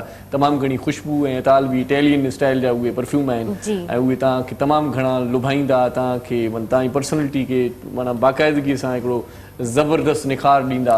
ऐं हूअं बि ख़ुशबू इंतिहाई लाज़मी आहे, कंहिंजे बि भर में जेकॾहिं तव्हां वियो था, ख़ुशबू जेकॾहिं तव्हां में न हूंदी त पोइ माण्हू तव्हांजी भर मां उथी वेंदा हर भरू। ख़ुशबू फ्रेगनेंसी वाहिद अहिड़ी हूंदी आहे त तव्हांजी सुञाण बि उहा थींदी आहे, तव्हांखे माण्हू में अट्रैक्शन बि उहा ई कराईंदी आहे त यार हिनजी फ्रेगनेंसी इलाही ख़ूब प्यारी आहे, इलाही अट्रैक्टिव आहे त असां हुनजे वेझो थी वेंदा आहियूं। मक़सदु चवण जो इहो आहे त वेडिंग कलेक्शन बि आहे, हुन वक़्तु शादी जा मौसम लॻा पिया आहिनि, तव्हां जेकॾहिं कंहिंजी मंगणी आहे, कंहिंजी शादी आहे ऐं वनवा वग़ैरह में विहारींदा त असां ख़ासि करे येलो ऐं ग्रीन जो कंट्रास्ट रखंदा आहियूं। कल्ह जेको हिते लॻल हुया असांजा शूज़ रखियल हुन में येलो ऐं ग्रीन शूज़ रखिया हुया ऐं हुनजे अंदरि वाक़ई में इहा जेकी वनवा में कुंवार वेहंदी आहे इज़ीली उहा बि यूज़ करे सघनि था, हुनजी भेनरियूं वग़ैरह, ऐं तव्हां हिनखे कैजुअली बि यूज़ करे सघो था। सही सही सही सही। जॾहिं त वर्किंग वुमेन जो डे आहे, अॼु असां हुनजी गुफ्तगू करे रहे हैं। सही सही। तो क्या कहेंगी आप ये इरम से बात करें इस हवाले से, क्योंकि ये पढ़ाती भी हैं इस हवाले से। हाँ बिल्कुल। तो ये इन पे मजीद मतलब अच्छे तरीके से रोशनी डाल सकती हैं। जी इरम, क्या कहेंगी आप? एंटरप्रेन्योरशिप और एम्पावरमेंट के ऊपर जो काम हो रहा है उसके लिए इंतहाई ज़रूरत है। हमारी घर की ख़वातीन जो है ना उनको सिखाने की बहुत ज़रूरत है, क्योंकि आगे जिस तरह उन लोगों ने और बहुत सारा काम करना है, जैसे एंटरप्रेन्योरशिप और एम्पावरमेंट के जो काम होता है, कहने की बात ये है कि अगर औरत ने ना सीखा तो आगे जनरेशन को क्या सिखाएगी। तो बेहतर ये होता है कि आप ख़वातीन को एम्पावर करें और इससे ना सिर्फ उनकी अपनी प्रॉस्पेरिटी हो सकती है, जो घर में बैठे आप जैसे स्टाइलो का आप ऐड चला रहे थे तो हो ये रहा था कि लोग जो है ना वो फ़ौरन से ऐप खोलेंगे और फ़ौरन से जो है ना वो देखेंगे और वो चीज़ करेंगे। अगर आपकी अपनी घर की ख़वातीन भी कोई कारोबार करना चाहते हैं, अपने आसपास के इलाके में चीज़ देखें, कौन सी ऐसी चीज़ें जो आप बेच सकते हैं ऑनलाइन। सही सही। और ऑनलाइन आप समझते हैं कि जी आपका एक वेंडर से बात हो गई है, आप घर बैठे उसको फ़ोन करें, वो आपकी चीज़ कहीं भी पहुंचा सकेगा। आप सिर्फ ऑनलाइन देखते रहें, आपका mobile is one of the business और ये सिर्फ पूरी दुनिया मोबाइल में समा गई है ना। आप your business is in your mobile. सही सही सही है। सारी दुनिया समा गई एक मोबाइल में। मैं ग्लोबल नेटवर्क करती हूँ एक मोबाइल से, मैं ग्लोबल नेटवर्क करती हूँ जूम पे, यहाँ हर चीज मौजूद है। आप बिजनेस मीटिंग करना चाहें या कुछ भी करना चाहें, पेपर भी आजकल ऑनलाइन हो रहे हैं, तो टेस्ट भी ऑनलाइन हो रहे हैं, जब एजुकेशन एग्जाम जो है हमारे वो भी ऑनलाइन हो रहे हैं, वो सभी अब तो वक्त की जरूरत है, लेकिन इससे पहले भी काफी लोग ऑनलाइन काम कर रहे थे, जैसे रिमोटली काम करते हैं, यहाँ से अमेरिका काम कर रहे हैं, अमेरिका से यहाँ काम कर रहे हैं। मैं खुद जो है ना 2 कंपनीज के लिए कंसल्टेंसी करती हूँ इन यूएस। तो ज़ाहिर है डेफिनेटली अगर आपको कुछ कमाना है और आपको अपने आप को भी प्रॉस्पर करना है, और पाकिस्तान की इकोनॉमी भी तभी प्रॉस्पर होगी जब आप खुद कोई काम करेंगे। अगर आप किसी को कहते बी योर ओन बॉस। तो क्या समझती हैं, जिंदगी आसान नहीं हो गई या मुश्किल हो गई? बहुत आसान होगी मेरे ख्याल से। मेरी तो इसलिए मेल जोल कम हो गया, लेकिन सारे मामला हल हो जाते हैं घर बैठे। आई थिंक हम लोग को इस बात का ख्याल रखना चाहिए कि जो हमारा मोबाइल है या जो भी हम लोग जो काम कर रहे हैं ऑनलाइन काम, मेरा ख्याल है मैं कोई 17 चीज़ें चला रही हूँ और मैं खुद काम करती हूँ, कोई और किसी को नहीं कहा हुआ कि जी आप मेरे लिए देखें। फैशन डिज़ाइनिंग का काम मैं कर रही हूँ। I am running my organisation by womenpreneur Pakistan organisation. Teaching मैं करा रही हूँ। आजकल की जो लेटेस्ट क्लास है वो सरहद यूनिवर्सिटी इमर्जिंग टेक्नोलॉजी के अंदर KTK में करा रही हूँ। अच्छा। कहने की बात ये है कि जब 600 बच्चों मैं खुद पढ़ा सकती हूँ, घर तो बैठे हुए भी। आपके पास डिग्रीज है, why not just use it. आप वो किचन में क्यों लगा लेते हैं? आप प्लीज उसको इस्तेमाल करें, कन्विंस करें अपने घर वालों को कि आप घर में बैठ के ही ये सारे काम कर सकती हैं। सो आपको कहीं ऑफिस जाने की जरूरत नहीं है, आप कहीं धूप में जाने की जरूरत नहीं है, कहीं मट्टी में जाने की जरूरत नहीं है, कोई जरूरत नहीं है आपको, जो है ना कोई फेयर एंड लवली की भी जरूरत नहीं है। Thing is like U just sit down at home. अब तो आसानी ये है कि आपके बाल सही होने चाहिए, लिपस्टिक लगी होनी चाहिए, and U can do anything on home. सही। वैसे ऑफिस जाने के लिए वैसे तैयार होना पड़ता है, बहुत सारे तो आप लोगों को कन्विंस का वो नहीं मसला, करना पड़ेगा, पब्लिक पॉइंट्स पे खड़े होने का मसला, तो ये सारे मसाइल खत्म हो जाते हैं, सब मसाइल खत्म हो जाते हैं। और जब दिल चाहे करें आप, वो कहते हैं ये भी है इक्विप योरसेल्फ फॉर फ्यूचर। मेरा मोटो है ये, ठीक है, कि आपने आज की कौम को, आज के लोगों को अगर इक्विप नहीं किया तो आगे जो 2025 में टेक्नोलॉजी आने वाली है या 2030 के अंदर क्या करेंगे वो लोग जो जिनको पता ही नहीं है कि चलाना कैसे है। सही। हमारी कौम तो टिकटॉक और व्हाट्सएप पे बस चल रही है, लेकिन कहने की बात ये है वो व्हाट्सएप जो है, अच्छा ये दोनों एप्लीकेशंस जो हैं वो जल्दी बंदा सीख जाता है, इनमें क्या है ऐसी चीज? भाई देखिए ये दूसरे काम के जो मैं आपको बताती हूँ, देखिए इसीलिए अपना इंटरेस्ट होता है, इंटरेस्ट की बात होती है। बात ये इंटरेस्ट की बात इसलिए कि ह्यूमन बीइंग है ना, छोटे बच्चों को भी आ जाता है भाई, फोटो भेज देते हैं कहीं, मसला एक्टिंग भी कर रहे हैं, सारे शौक पूरे कर रहे हैं। देखिए साइकोलॉजिकल बात है, इतनी सारी टेंशन है, इतनी सारी स्ट्रेस है, तो लोग एंटरटेनमेंट ढूंढते हैं। तो thing is like if you give them some knowledge and entertainment, I guess this is something good. Like आप लोगों का ये जो प्रोग्राम है, this is knowledge and entertainment, which I really like it. सही। So this is how you have to, आपने अगर कोई काम करना है, अगर आपने empower educate का काम करना है, तो वो क्या है? वो आपको एक साइकोलॉजिकली आपको जो है ना लोगों के उसके साथ आपने कुछ सिखा भी दिया खेल तमाशे में। कहने का मकसद ये हुआ कि आप ऑनलाइन खामखा मत रहा करें, ऑनलाइन रह के कोई काम भी क्या करें। वैसे ये हरी बत्ती जलती रहती है भाई, बंदा ऑनलाइन है मतलब बंदा है, लेकिन कोई काम नहीं करा, खामखा चेक कर रहा है। अपलोड होती रहती है रादर देन जस्ट टेलिंग पीपल कि जी आप आज इतने खूबसूरत लग रहे हैं, आप ये बताइए कि आप कर क्या सकते हैं, what is the best quality in you. सही। तो जब आप वो करेंगे तो आपके पास काम भी आएगा डेफिनेटली। आयशा जी ऑनलाइन मतलब आप भी कोई काम कर रही हैं या प्रैक्टिकली मतलब फील्ड में चली जाती हैं? मैं हमेशा से प्रैक्टिकल रही हूँ, लेकिन अभी तो अब जो दौर शुरू हो गया है ना, स्पेशली पिछले 6-8 महीने में, जो बिल्कुल इंसान के सोचने का तरीका ही बदल गया है। मेरे ख्याल से पूरे पाकिस्तान के अंदर ऑनलाइन इंडस्ट्री का एकदम से एक बूम आया है, एंड ना सिर्फ बड़े बड़े ब्रांड्स है, बड़ी कंपनीज के अंदर, इसी की वजह से बहुत सारी, जैसे इन्होंने बात की वुमेन एम्पावरमेंट और वुमेन एंटरप्रेन्योरशिप पे बहुत काम हो रहा है, बहुत सारी ऑर्गेनाइजेशन लोग काम कर रहे हैं। सो पहले वो सारी औरतें और अभी भी जो घर से बाहर नहीं निकल सकती मुख्तलिफ वजूहात की वजह से, जिम्मेदारियों की वजह से, या लैक ऑफ एजुकेशन हो सकता है, लैक ऑफ कॉन्फिडेंस हो सकता है, तो वसाइल नहीं है उस तरह से कि घर से बाहर निकल के हम काम करें, तो वो भी अब घर में बैठ के काफी सारी चीजें, जिनको इजाजत नहीं मिलती, इजाजत की बात करते हैं, पेरेंट्स कहते हैं कि भाई नहीं अच्छा नहीं है बाहर जाना, तो घर बैठे तो अच्छा ही अच्छा है। हम लोग कभी भी ओल्ड स्कूल हम ट्रेडिशन फॉलो करते हैं, जहाँ हम प्रेफर करते हैं कि औरतें घर में रहें। तो ये है कि अब वो घर में बैठकर भी औरतें बहुत सारे काम कर रही हैं और कर सकती हैं, ठीक है, कपड़ों के बिजनेस कर रही हैं, खिलौनों के बिजनेस है, मेकअप हो गया, ज्वेलरी हो गया, बच्चों के कपड़े, फूड का business, yes exactly, she is been doing some food work as well, and that's, मैं जो मार्केटिंग कर रही हूँ अपने फूड की सारी ऑनलाइन है, Facebook, Instagram, WhatsApp, SMS marketing for example, सारा ऑनलाइन है। मतलब अब वसाइल नहीं है कि मैं एक जो है एक बड़ा महंगी सी दुकान खरीदूं, उसको बड़ा सब बोर्ड लगाऊं मिसाल के तौर पे, ठीक है।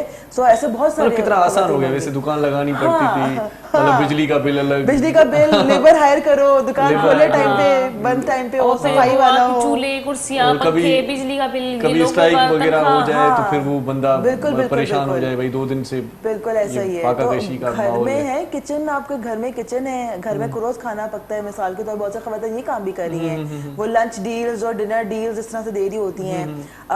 सो कहने का मकसद है बहुत सारे काम है। जब से ये स्कूल जब से बंद हुए हैं तो जाहिर सी बात है बच्चों के लिए पढ़ाई एक بڑا امپورٹنٹ ہوتا ہے کہ ماں باپ کے لیے کہ بھائی بچے پڑھتے رہے کسی نہ کسی طریقے سے, اور ہر کوئی گھر میں نہیں پڑھا سکتا, وہ تو نا گھر کی مرغی دال برابر, تو وہ اماں ابا کی نہیں پڑھتے بچے. اس کا مقصد یہ بھی ہوا کہ خواہ جاب کے پیچھے بھاگنے سے اچھا ہے کہ بندہ اپنا کاروبار کرے, اپنا کچھ جو ہے نا گھر میں بیٹھ کے کچھ بھی کر سکتا ہے. آج محنت کریں گے تو پھر جا کے کچھ اپنی عمر میں کچھ نہ کچھ بن ہی جائے گا. بالکل ایسے ہی ہے, بالکل. اور میرے خیال سے عورتوں کے لیے تو یہ بھی ضروری ہے کیونکہ پرورش کرنی ہے نا, بچوں کی تربیت کرنی ہے, تو بچے نا ماں باپ کا رول ماڈل دیکھتے ہیں. تو وہ جب دیکھیں گے کہ ہمارے والدین دونوں مل کے کام کر رہے ہیں اور ہماری والدہ جو ہے وہ کام کر رہی ہیں کوئی اور اتنی محنت کر رہی ہے, تو ان کے اندر بھی وہ ویلیوز ڈیولپ ہوں گی. وہ فالتو ٹائم ویسٹ نہیں کریں گے فون پہ گوسپ, اچھا تمہیں پتہ چلا آج کیا ہوا, بجائے اس کے کہ وہ جو ہے وہ کسی اس کو یہ اس طرح کی باتیں گروپس میں ہوتی ہیں نا, پہلے فون پہ ہوتی تھی اور اس میں 2 خواتین ہوتی تھی, اب واٹس ایپ گروپ پہ ہوتی ہے اس میں 6-7 خواتین ہوتی ہیں, تو مجھے لگتا ہے زیادہ ہی ہوتی ہیں. اس کی آواز سنتے فیملی, ہر کسی نے اپنا فیملی گروپ بنا لیا ہے. ہاں ایسا ہی ساری باتیں وہاں پر ڈسکس ہوتی ہیں. بٹ اچھی بات یہ کہ چیزیں لیکن اب چینج ہو رہی ہیں اور فیوچر نظر آ رہا ہے کہ چیزیں اور بہتر ہوں گی. وہ تمام خواتین جنہوں نے کبھی سوچا بھی نہیں تھا, میں بہت زیادہ سوشل میڈیا پہ گروپس اور پیجز بہت فالو کر رہی ہوتی ہوں, تو آئے دن میں بہت زیادہ ٹرینڈ دیکھتی ہوں کہ اکثر خواتین جنہوں نے کبھی کام نہیں کیا ہوتا, سوچا بھی نہیں ہوتا, لیکن اب وہ پوچھ رہی ہیں کہ یار ہمیں کوئی بزنس اسٹارٹ کرنا ہے, ہم کیسے کریں, کیا آئیڈیا ہونا چاہیے, کتنی انویسٹمنٹ لگنی چاہیے, مارکیٹ کیسے کرے, کسٹمر کو کیسے پہنچائے پروڈکٹ. صحیح تاج لائے فون اچھی ہوئی ہے. ایک کالر ہے ہمارے ساتھ, وہ لے لیتے ہیں. تاج لائے فون ہے, مسکان تاج سے ॻाल्हाईं جی. ہیلو السلام علیکم. وعلیکم السلام. جی مسکان, कीअं आहियो तव्हां, ठीकु आहियो? जी तव्हां ठीकु आहियो? मां बिल्कुलु ठीकु ठाक. किथां कॉल कई आहे तव्हां? कराची खां. कराची मां. जी मुस्कान, छा चवणु चाहींदो प्रोग्राम में? तव्हांजो प्रोग्राम ॾाढो सुठो आहे. Thank U. वेलकम. ॿियो कुझु ॿुधाईंदो, कुझु चवणु चाहींदो, कोई मैसेज, कोई ॻाल्हि? न मैसेज वग़ैरह कुझु कोन था ॾियूं. बराबर सम्झ में न आयो, जेको चयो हूंदो सही चयो हूंदो. तव्हांजी तारीफ़ पिया कनि. अच्छा थैंक यू. सुठा था लॻो. थैंक यू अलाए छा हुयो पर मां चई छॾियो मां. सही आहे. Muskan, thank you so much once again for calling my show. जी, हमारी गुफ्तगू चल रही थी कि वर्किंग वुमेन की बिजनेस के ऊपर, कि वो घर बैठे भी अपना बिजनेस कर रही है. पहले हम लोग अक्सर तरफ देखते थे गांव के अंदर लोग जो है ना वो बिना क्रोशिया की चादरें बनाती थी, कढ़ाइयाँ होती थी, और घर के अंदर वो चुटले बनते थे, रली बनती है हमारे रली बनती थी, वो काफी सारी चीजें. लेकिन अब जो है ना डिजिटल, जैसे इनका वो भी ऑनलाइन सारा कुछ वो भी हो रहा है, वो भी आ रहे हैं अब, वो भी चल रही है. अगर घर के अंदर जरूरी नहीं किसी को खाना या कोई पढ़ा लिखा नहीं ये चीज नहीं कर सकता, आप इस काम को भी आगे बढ़ा सकते हैं. इस काम की भी बड़ी वैल्यू है. अक्सर तो लोग कहते हैं कि हाथ के काम की जो है ना बड़ी वैल्यू, हाथ का काम बड़ा महंगा मिलता है. कोई चीज ऐसी दिख जाती है हो हाथ का काम नहीं, बहुत सारे लोग कर रहे हैं. ये पता है, ये सिंध साइड पर कराची में काफी जगह खत्म हो चुकी है. अब कोई इतना टाइम वेस्ट नहीं करता. असांजे दोस्त अज़र जो के दोस्त बि आहे, असांजो दोस्त आहे इस्माइल पंवर साहब, उहो सकाफ़ती शयूं माना ईअं बाक़ाइदगी सां ऑनलाइन अॼुकल्ह ॾिए थो पियो. जबरदस्त अच्छी इलाही माण्हू कमु कनि था. चवनि था तव्हां रुॻो ऑर्डर कयो, असां रैली कुले ते खणी दरवाजे पुॼी वेंदा. अच्छा, पहले हम क्या करते थे कि स्वेटर वगैरह बच्चों के घर में बनाते थे. ठीक है, कितना टाइम लगता था स्वेटर बनाने में, मुझे पता है, मैं बना चुकी हूँ. अच्छा. हाँ अल्हम्दुलिल्लाह. तो जब मैं स्वेटर बनाने बैठती थी तो मुझे मेरे जो तकरीबन जैसे 500-600 तक के मेरे ऊन के गोले में 700 के लग गए. और मेरा टाइम कितना लगा, मेरी मेहनत कितनी लगी, मेरी आंखें भी वेस्ट हुई. ठीक है, और जब मैं खरीदने जाती हूँ तो 400-500 रुपए का मुझे बना बनाया जब ब्रेक वठो. नंढड़ी साई जो टाइम थी वियो आहे. बिल्कुल. सो नंढड़ी साई जो वक़्तु थिए थो ऐं मोटींदासीं त सदफ़ जी गुफ़्तगू खां ई वरी आगाज़ कंदासीं, त स्टार्ट वठंदासीं. सदफ़ स्वेटर ॾाढा सुठा ठाहींदी हुई कंहिं ज़माने में, घणे में खपाईंदी हुई. इहा ॻाल्हि पुछा कयूं था थोरी देरि खां पोइ. खपाइणो खपनि, बिज़नेस आहे, को कारोबार आहे, छा आहे पर हिन में. पाण पंहिंजे लाइ ठाहे पाण ई पाए छॾे माण्हू. ठीकु आहे, नंढी साई वठूं था. वञो केॾांहुं न असां सां गॾु रहिजो, ॾिसंदा रहिजो पंहिंजो प्रोग्राम सलाम से.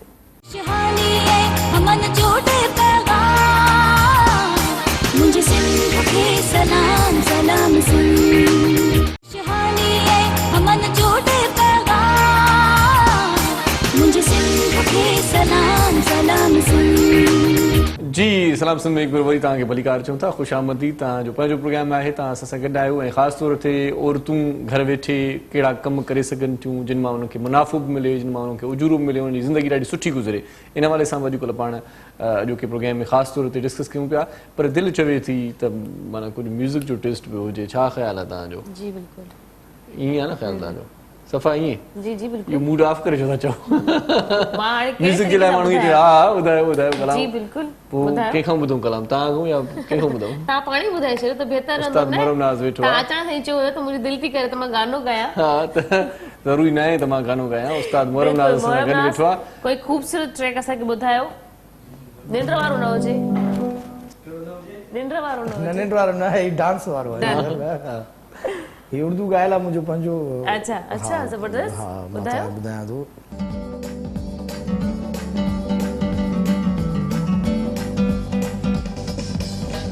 अकेला सफर और यादें तुम्हारी अकेला सफर और यादें तुम्हारी भुला ना सकूंगा बातें तुम्हारी भुला ना सकूंगा बातें तुम्हारी अकेला सफर और यादें तुम्हारी अकेला सफर और यादें तुम्हारी भुला ना सकूंगा बातें तुम्हारी भुला ना सकूंगा बातें तुम्हारी अकेला सफर और यादें तुम्हारी अकेला सफर और यादें तुम्हारी बस बातें हाँ बातें हैं तेरी सनम हाँ यादें बस यादें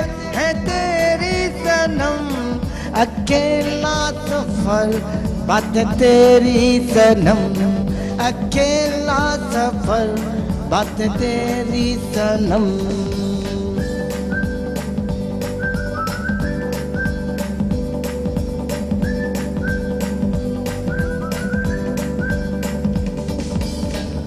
बेबसी की वजाहत न होगी मुझसे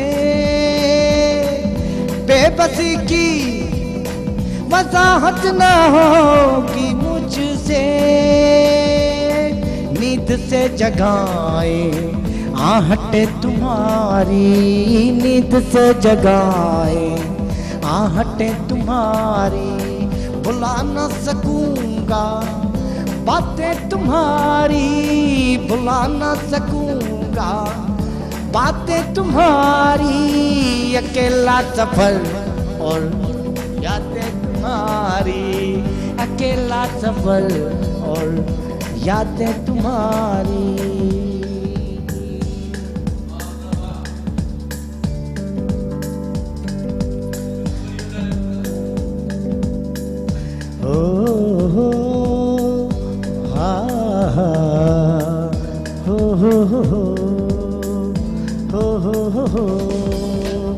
दिल पे पत्थर कैसे रखूं मैं अमर हो दिल पे पत्थर कैसे रखूं मैं अमर हाँ पत्थर बन गई चाहते तुम्हारी पत्थर बन गई चाहते तुम्हारी भुला न सकूंगा बातें तुम्हारी भुला न सकूंगा बातें तुम्हारी अकेला सफर और यादें तुम्हारी अकेला सफर और यादें तुम्हारी भुला न सकूंगा बातें तुम्हारी भुला न सकूंगा बातें तुम्हारी अकेला सफर और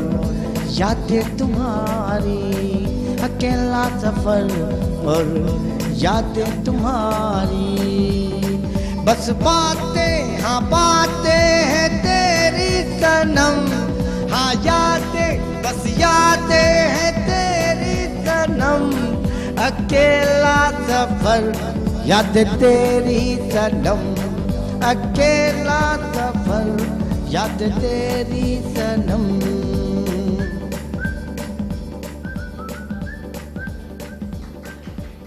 एकला सफ़र और यादें तुम्हारी, बस बातें और बातें बातें तुम्हारी। वाकई में जॾहिं असां कंहिंजी यादि में हूंदा आहियूं, जॾहिं अकेला असां ट्रैवल कंदा आहियूं या सफ़र कंदा आहियूं, त असांखे उन जूं ॻाल्हियूं या उन जा अल्फाज़ कुझु यादि अची वेंदा आहिनि।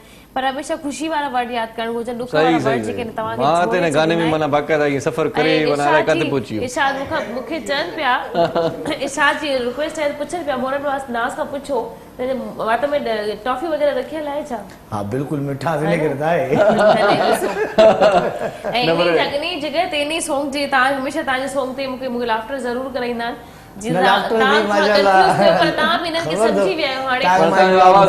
सिंधी मीडिया में लाफ्टर में ही पसे पर्दाने जी वॾो हथ अथव। पर ॻाल्हि इहा आहे त वाकई उस्ताद ॾाढो सुठो ऐं माना फ्रेश करण वारो कलाम हुयो।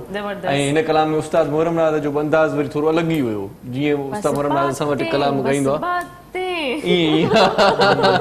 सो बहरहाल मौसीकी से लगाव होगा, सबको होगा मेरे ख्याल से। आप भी सुनती हैं? किसको सुनती हैं? किसको सुनती है? वो कौन है जो आपको अच्छे अच्छे सॉन्ग सुनवाता है? अभी आजकल अभी रिसेंट नहीं, पुराना हो गया, नेस्कैफे बेसमेंट के 2-3 गाने आए थे। अच्छा। एक तो मैं भूल रही हूँ सिंगर का नाम, उन्होंने आपदा परवीन का एक गाना गाया था नेस्कैफे बेसमेंट में, घूम चढ़क राजोगा की गाना, बड़ा ब्यूटीफुल सॉन्ग। वैसे खुद गाने का शौक है? नहीं, बिल्कुल भी नहीं। मैं तो बल्कि बचपन में सालगिरह में भी जाते थे ना, बचपन की दोस्तों के सालगिरह कुछ थे तो हैप्पी बर्थडे टू यू सब गा रहे होते थे। मुझे तो इतनी मुझे लगता था कि फटी हुई आवाज है, वो सब हैप्पी में गाने में मुंह में चिल्ला रहे। हाँ, वो जो ना लिप्स चल रहे होते हैं, हाँ, मैं बोल रही। हाँ, मैं मेरी आवाज आ जाए, हालांकि पता नहीं चलता कौन हैप्पी बर्थडे, सभी आवाज में गा रहे होते हैं। तो मैं तो हैप्पी बर्थडे टू यू भी कभी नहीं गा। ऐसे ही कुछ सुना दे जो अपनी आवाज भी पसंद नहीं करते शायद। हाँ, मैं उसी ऐसा ही है। नहीं, मैं तो उसी में। नहीं, आपको कब फील हुआ कि आपकी आवाज फटी हुई है? अच्छा, मुझे ऐसी आवाज पसंद है। अच्छा, हाँ, बहुत फेवरेट है। बहुत यूनिक है आपकी लाइकिंग में। मुझे बहुत पसंद है, बहुत ज्यादा। अच्छा, ये हिम्मत अफजाई कर रही हैं। जब मेरी आवाज बैठी है तो मुझे बहुत अच्छा लगता है। अभी शायद ने लास्ट टाइम देखा होगा, मेरी आवाज 2 बार बैठी है। मतलब आवाज बैठ जाती है, वो जो नहीं फटी फटी सी आवाज होती है, बोलते आधे अल्फाज निकलते हैं, आधे रह जाते हैं। मुझे ऐसे अपनी आवाज बहुत बात करने में तो सही, लेकिन ऐसी बात जब गाना गाना पड़े तो वो जो है टॉर्चर होता है। नहीं, बहुत अच्छी आवाज। वो नूरा सिस्टर्स जो गाती हैं, उनकी आवाज आपने देखी होगी, सुनी होगी, हाँ, सुनी होगी। उनको देखा होगा आपने। उनकी आवाज जैसी तो होगी ना, वो बहुत मतलब मर्दाना आवाज है उनकी। नहीं, आप बिल्कुल मुझे स्ट्रैप में ना आप बिल्कुल ट्रैप में नहीं, आपको इतना कन्विंस कर देंगे कि आप गाने के लिए रेडी हो जाएंगे। अच्छा, ऐसी बात है, चले गा के देखती हूं। वैसे कोई आपको मिला नहीं ना आपकी आवाज तारीफ करने के लिए, तो ये वैसे 2-4 बंदे हो ना, नहीं, तो आप गाना शुरू करिए। आपको इतना कन्विंस कर देंगे कि आप खुद कहेंगे अच्छा माइक देगा, जरा मैं गा के देखूं। बट आई थिंक आपको कुछ गाना चाहिए। मैं देख रही थी जब वो गा रहे थे तो आप बड़ा म्यूजिक एंजॉय कर रहे थे और बड़े, हाँ, सो आई थिंक नहीं, आपको ये सुन के खुशी होगी कि मैं खुद सिंगर हूँ। मेरे मतलब अब 5 एल्बम आ चुके हैं। इनका 5वां एल्बम अभी आने वाला है, लोगों के लिए सरप्राइज है, हम सबके लिए 4 एल्बम लॉन्च हो चुके हैं और माशाल्लाह से इनकी अच्छी आवाज है। तो कुछ हो ही जाए, फिर आप कुछ नहीं, बाद में। अच्छा, अभी तो कह रही थी कि आप उनसे रिक्वेस्ट करें, आप खुद क्यों नहीं सुना रहे? अपने न्यू एल्बम का कोई आधा पौना कोई टुकड़ा कोई गाने का कुछ सुनाए तो सही। आधा पौना टुकड़ा मैंने सुना है। देखे ना भाई, होता है ना, पूरा तो नहीं सुनाएंगे, पूरे में तो फिर आप 5 मिनट ले लोगे, 10 मिनटों का हिसाब रखते हो ना। सही मतलब कहने का मकसद ये कि जो भी सलाहियत है बंदे को या किसी को भी, वो मतलब सब सलाहियतें अपनी मनवानी चाहिए, बतानी चाहिए। बिल्कुल गाना भी चाहिए कभी कभार। इंसान 4-5 चीजें करता है तब जाके उसको पता चलता है मैं इस काबिल हूँ, मुझे इसमें बड़ा अच्छा नाम मिला है, मुझे इसको इस काम को आगे अच्छा बढ़ाना जी, चाहिए। अब काम की बात पे आते हैं। आपको किस में अच्छा नाम हुआ, मकाम मिला, क्या आपको पसंद है, क्या अच्छा लगता है? इरम जी, क्या आप बताएं। अच्छा लगता है और किस में नाम हुआ? देखिए, मैंने काम किया, मेरा फैशन डिज़ाइनिंग का बिजनेस जो कि मेरे नाम से मुंसलिक है और मेरे ब्रांड का नाम इफ़ है, उसको बहुत नाम मिला और बहुत काम किया। इफ क्यों रखा आपने? इफ़ इरम फवाद ऑफिशियल है। अच्छा। तो मेरा नाम ही कहता है शायद इरम इफ फवाद। कोई है कोई नहीं, आपको नाम कैची रखना होता है so that nobody can copy you. आप बहुत सारे लोग अपने इनिशियल्स रखते हैं, तो मैंने अपने इनिशियल जो है बजाय इरम फवाद रखने के मैंने इफ रखा है, that nobody have it, so you know this is something very nice. वैसे अच्छा भी लग रहा है। एग्जैक्टली, क्योंकि मेरा इरादा फ्रेंचाइज करने का है। मेरा इरादा है कि मैं इस ब्रांड को लेके, इस नाम को लेके फ्रेंचाइज करूं, अपना ब्रांड, जैसे J.Dot बना उसी तरह इफ का एक फ्रेंचाइज करूं। इरादा बहुत हाई है और करना बहुत मुश्किल है, लेकिन बहरहाल एनीवे वन कैन ट्राई।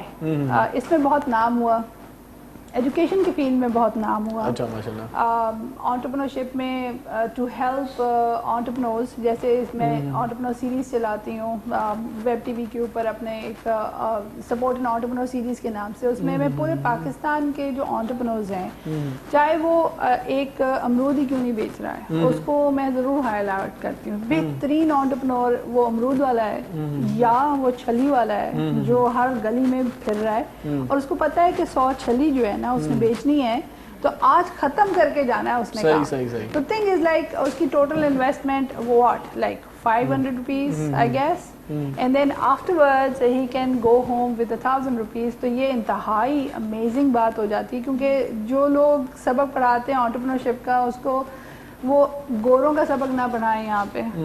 यहाँ पे पाकिस्तानी एंटरप्रेन्योरशिप की बात की जाए। तो जब हम एंटरप्रेन्योरशिप की बात करते हैं तो फिर मैंने एक सिलेबस बनाया जिसमें मेरा नाम हुआ, उसका नाम था फैशन एंटरप्रेन्योरशिप फॉर पाकिस्तान। सही। तो लेडीज़ के लिए यहाँ पे डिज़ाइनिंग हर कोई सिखाता है, पर डिज़ाइनिंग वो वाली जो इंटरनेशनल लेवल की है वो आप करते हैं, आपके पास डिग्री आ जाती है, बट फिर वापस वही शलवार कमीज बनानी होती है, and then you come back to your country and then what happened, आपने क्या बनाया। सही तो क्या एम रख के मैं पढ़ा चाहती था। हूँ कि वो जो डिज़ाइनिंग है लोगों को इधर लाया जाए इस फील्ड के अंदर, कि भाई जहाँ आप रहते हैं जैसा देश वैसा भेष की बात करें, रादर देन आप वेस्टर्नाइज्ड जो कल्चर है वो लेकर आए। ठीक है, आप ईस्टर्न वेस्टर्न फ्यूजन कर सकते हैं, आप अपने कल्चर को ना भूलें। कि अगर हम बाहर भी जाते हैं तो हमें अपने कपड़े का जो एक पर्दा है वो नहीं हमें खत्म करना चाहिए। मैं यहाँ से देखती हूँ काफी सारी, जब हमारे दोस्त हैं जो हमारे यहाँ से फ्रेंड जाते हैं या पाकिस्तान की जो भी लड़कियां या खवातीन जाती हैं, वहाँ जाके बिल्कुल वैसी ही हो जाती है, और फिर हम उनकी पिक्चर्स देखते हैं, बोलते हैं इन्हें क्या हो गया, इन्होंने ऐसे कपड़े क्यों पहने।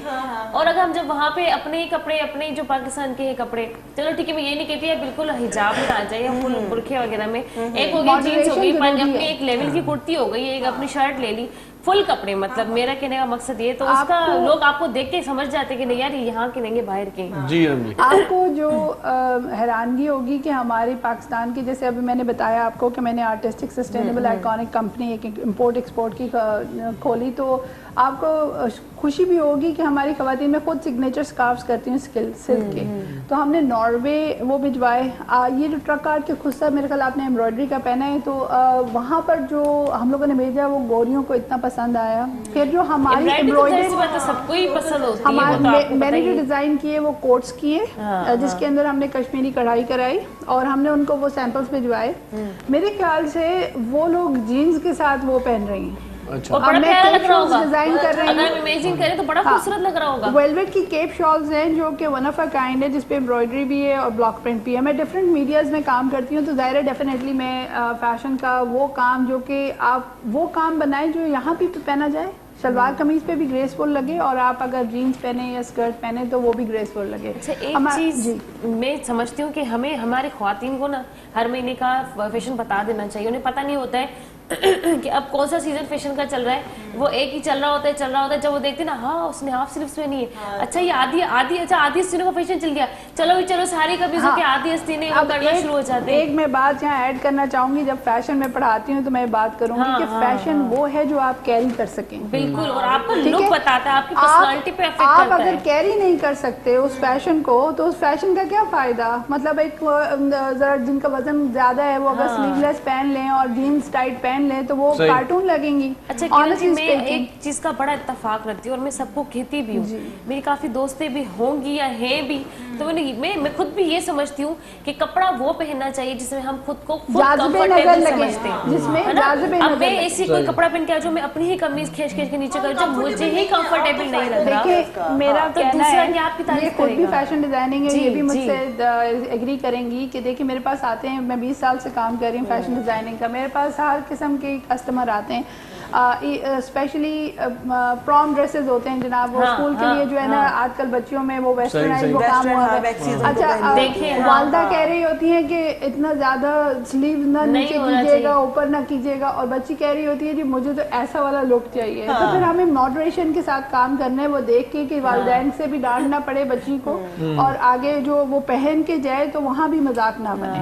उसका जो एक पर्सनैलिटी है वो 100% दे, नजर लगे रादर देन वो एक चीप लुक दे। तो मेरा ख्याल है ये डिजाइनर का जो फैशन कंसल्टेंसी है ना, डिजाइनर की ड्यूटी बनती है ना सिर्फ पैसे कमाना कि जी वो पैसे आप कमा रहे हैं उससे, आप हजारों रुपए उससे कमा लें और उसके बाद आपने कस्टमर की चॉइस हो आपसे।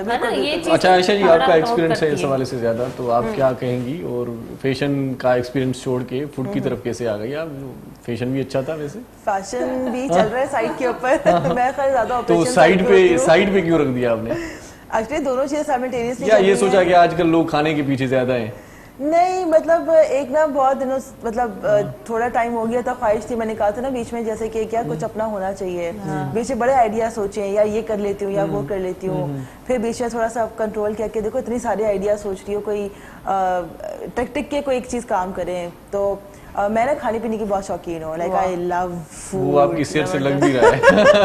नहीं, खाते पीते लोगों की निशानी होती है। ये तो फिर भी मुझे बहुत ज्यादा वर्कआउट करना पड़ता है थोड़ा सा कंट्रोल करने के लिए कि वो नजर मैं एक बात बताऊं, वैसे लोग नहीं खाते उनको भी लग जाता है, और कुछ लोग खा रहे होते हैं फिर भी उनको नहीं लगता। मैं तो अब तो मुझे देख लो, हर चीज खाती हूँ फिर भी कुछ नहीं लगता। अच्छा नहीं, मैं तो अच्छी बात है, मेरे ख्याल है you the luckiest girl in the world. Yes, मुझे लोग कहते हैं पानी भी पीते तो लग जाता है हमें, ऐसे ही है, ऐसे ही हो जाता है। लेकिन मैं तो एक्सेप्ट करती हूँ कि मैं खाने की बेहद शौकीन हूँ, और जो है मैं मुझे नाश्ता भी अच्छा खाना होता है, दोपहर खाना भी अच्छा खाना है, और रात को भी like dinner should be good. बेशक घर का खाना हो, डजंट मैटर बाहर का ही हो, लेकिन I like to experiment different foods. कोई नई जगह खुलती है तो मुझे फौरन दिल चाहता है अच्छा नई जगह खुली है, ट्राई करनी है। फौरन कैसे पता चल जाता है? पहला निवाला लेती कितने ये मजा नहीं आया या आया मजा, पहले बाइट में पता चल बेकार है, और चीजें भी बेकार ही होंगी, फिर खाने से पहले ही बता देंगे इसमें ये नहीं होगा, इसमें ये नहीं होगा, इसमें ये नहीं होगा, बस चलो ठीक है उठते चलते। वैसे खुद पका लेती हैं कुछ खाना? पका हाँ, खुद भी। फास्ट फूड मुझे ज्यादा बनाना आता है, लाइक देसी खाने मुझसे इतने ज्यादा। फास्ट फूड में क्या बनाती है? Sandwiches, burgers, pastas, lasagne, macaronis. तो रेसिपी बता दें, मंगवा लेते हैं, यहाँ पर बना लेते हैं। चिकन मंचूरियन विद राइस हो गया, यम्मी। चलें जी एक छोटा सा वक्फा ले लेते हैं हंसी मजाक के साथ। बिल्कुल नाज़रीन, खानों की इतनी सारी बातें हो गई, अब घर जाके मुझे जिबल के रास्ते में से कुछ ना कुछ लेके जाना पड़ेगा। हलंदा सीकरे नंढड़े कमर्शियल ब्रेक की तरफ, ब्रेक खां पोइ जल्द वापस था अचो, असां सां गॾु रहिजो, ॾिसंदा रहो तव्हांजो प्रोग्राम, असांजो प्रोग्राम सलाम से।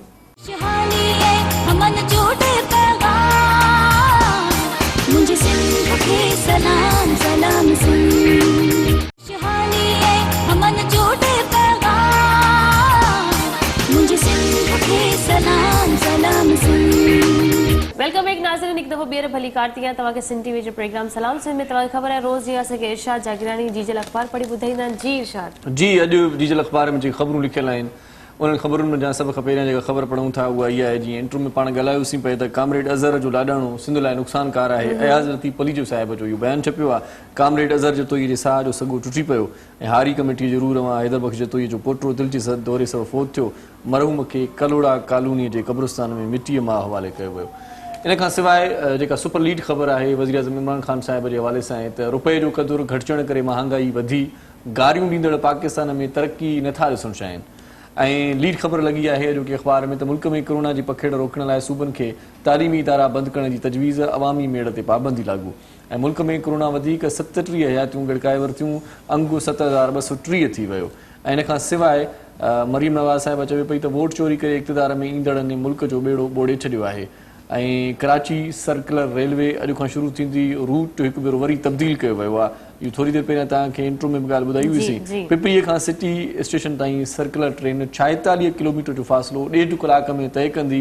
भाड़ो जेको आहे, किरायो जेको आहे उहो 50 रुपयो मुक़ररु कयो वियो आहे ऐं 50 रुपए में तव्हां माना पिपरी खां वठी सिटी स्टेशन ताईं अची सघो था बिल्कुलु 46 मिंटनि में। तव्हां 46 किलोमीटरनि जो सफ़र आहे, 1.5 कलाक में तय कंदी सर्कुलर रेलवे। इन खां सवाइ सिंध तरक़ी पसंद पार्टी जो वाइस चेयरमैन अल्ताफ़ जसकानी टंडे लयार में हथियारबंदनि जी फायरिंग में क़तल, इहा ख़बर बि अॼोकी अख़बार जो हिसो। ऐं इन खां सवाइ गाॾी हलाइण दौरान गेम खेॾंदड़ ड्राइवर जो लाइसेंस ऐं कोच जो रूट परमिट रद्द 2-3 ॾींहं पहिरियां सोशल मीडिया ते इहा वीडियो वायरल थी जेका तव्हां असां ॾिठी पए।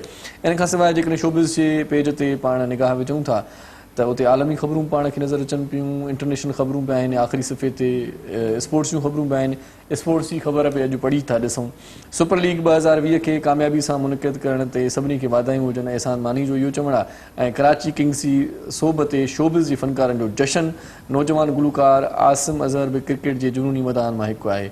इन खां सवाइ न्यूज़ीलैंड में हिजाब खे पुलिस यूनिफॉर्म जो हिसो बणायो वियो। जीजल जा सितारा बि अॼोकी अख़बार में आहिनि। तव्हां जेकॾहिं सितारनि ते यकीन रखंदा आहियो त पोइ तव्हां रोज़ानी जीजल अख़बार पढ़ंदा कयो। कराची तरफ़ सखर मां हिकु वक़्तु शाया थींदी आहे। इन अख़बार जी क़ीमत 20 रुपया आहे। सिफ़ा इन अख़बार जा 8 हूंदा आहिनि। तारीख़ अॼोकी अख़बार ई तव्हांखे ॿुधाईंदो हलां। इन जे करे ॿुधाईंदा आहियूं त घणा दोस्त जेका असांजा ॿाहिराड़ी में रहंदा आहिनि उहे पुछा कंदा आहिनि इस्लामी तारीख़ अॼु कहिड़ी आहे। सो इस्लामी तारीख़ आहे बमुताबिक़ अॼु 3 रबीउल सानी 1442 हिजरी। अॼु ॾींहुं आहे ख़मीस जो ऐं तारीख़ जेका आहे सा उहा 19 नवंबर साल 2020। सो अॼु मौजूद महिमान बि असां सां गॾु आहिनि। इरम फवाद बि असां सां गॾु आहे ऐं आयशा टालपुर साहिबा बि असां सां गॾु आहे। ॿिन्ही सां कचहरी कईसीं पई ऐं ख़ासि तौर ते जीअं तव्हांखे पहिरियां ॿुधायोसीं त तव्हां घर वेठे को न को हुनर को न को कारोबार करे सघो था। असांजा इलाही दोस्त आहिनि, असांजा इलाही नौजवान आहिनि, असांजूं इलाही औरतूं भेनरूं आहिनि जेकी अॼु बि कंहिं न कंहिंखे इहो चवंदे नज़र ईंदियूं आहिनि त असांखे जॉब खपे, असांखे किथे रखो, असांखे नौकिरी खपे। सो उहे सभई मामला पंहिंजे ज़हन मां थोरो फुतून कढी छॾियो ऐं तव्हांखे जेकॾहिं हिकिड़ो मोबाइल फ़ोन आहे ऐं घर में का अहिड़ी जेकॾहिं तव्हांखे प्रैक्टिस आहे, एक्टिविटी आहे, जेकॾहिं कुझु तव्हां ठाहे सघो था। अॼुकल्ह त अलाए छा ज़मानो अची वियो आहे, उन फोटो कढी फेसबुक ते रखी छॾियो, बाबा हिन जी क़ीमत एतिरी आहे, घणे में केरु वठणु चाहे थो एतिरे में वठी सघे थो, त हिन नंबर ते राब्तो कयो त तव्हांखे उतां बि तव्हांखे कस्टमर मिली सघंदा। सवलो तरीक़ो थी वियो आहे, बजाए हिन जे त पाण ॿाहिरि वञूं, पाण कशाला कटियूं, पाण इलाही महिनत कयूं, 8 कलाकनि जी जॉब कयूं, बॉस जा धड़का बि सहूं ऐं उनखां पोइ घर अचूं, वरी पघार मिले, वरी लेट थी वञे, वॾा मसइला आहिनि। इन्हनि मसइलनि खां छुटकारे जे लाइ तव्हां डिजिटल सिस्टम खे सम्झो ऐं डिजिटल मार्केटिंग तरफ़ अचो ऐं डिजिटल अकेडमी जे हवाले सां बि अॼु ॻाल्हायूं पिया। CEO ऐं डिजिटल अकेडमी पाकिस्तान जूं असां सां गॾु आहिनि। सो आप ये बताएं इरम जी कि रुझान देख रही हैं, लोगों का इंटरेस्ट है डिजिटल मार्केटिंग की तरफ, अकेडमी की तरफ? 100%। अच्छा। मैं आपसे बात करी कि ना सिर्फ हम खवातीन बल्कि यूथ और जो भी, मैंने आपसे कहा एज की लिमिट नहीं है। अच्छा, सही।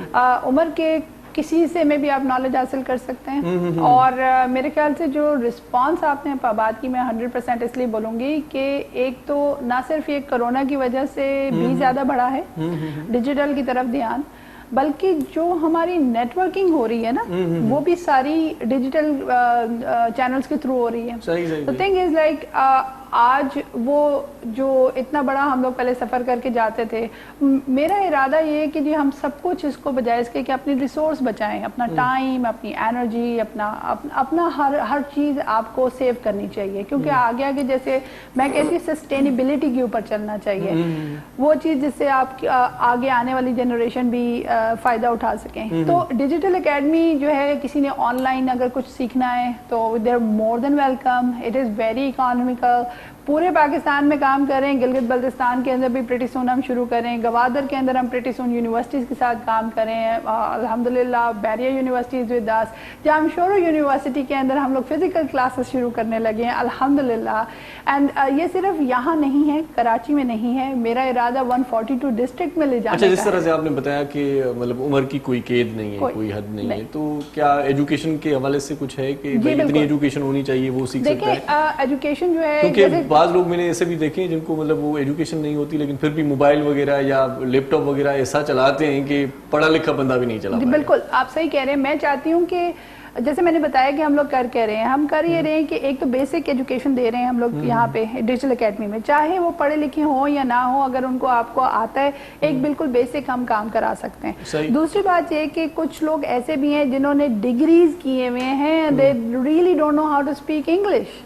इंग्लिश जो है वो हमारी एक कम्युनिकेशन लैंग्वेज है। अब चाहे हम 10 दफ़ा भी बोल देना कि जी उर्दू और सिंधी हमारी मादरी ज़बान है और हम ये नहीं कर सकते, और बलोची है या कोई और भी पश्तो भी, but you need English to communicate with the outer world. ठीक है, आपको इंग्लिश ज़रूरी चाहिए. वो क्यों चाहिए? इसलिए कि आपने अगर वर्चुअल काम भी करना है ना, आपने कहा जी हम ऑनलाइन काम करते हैं, रिमोट काम करते हैं, आपको अंग्रेजी नहीं आएगी तो गोरा हायर कैसे करेगा आपको?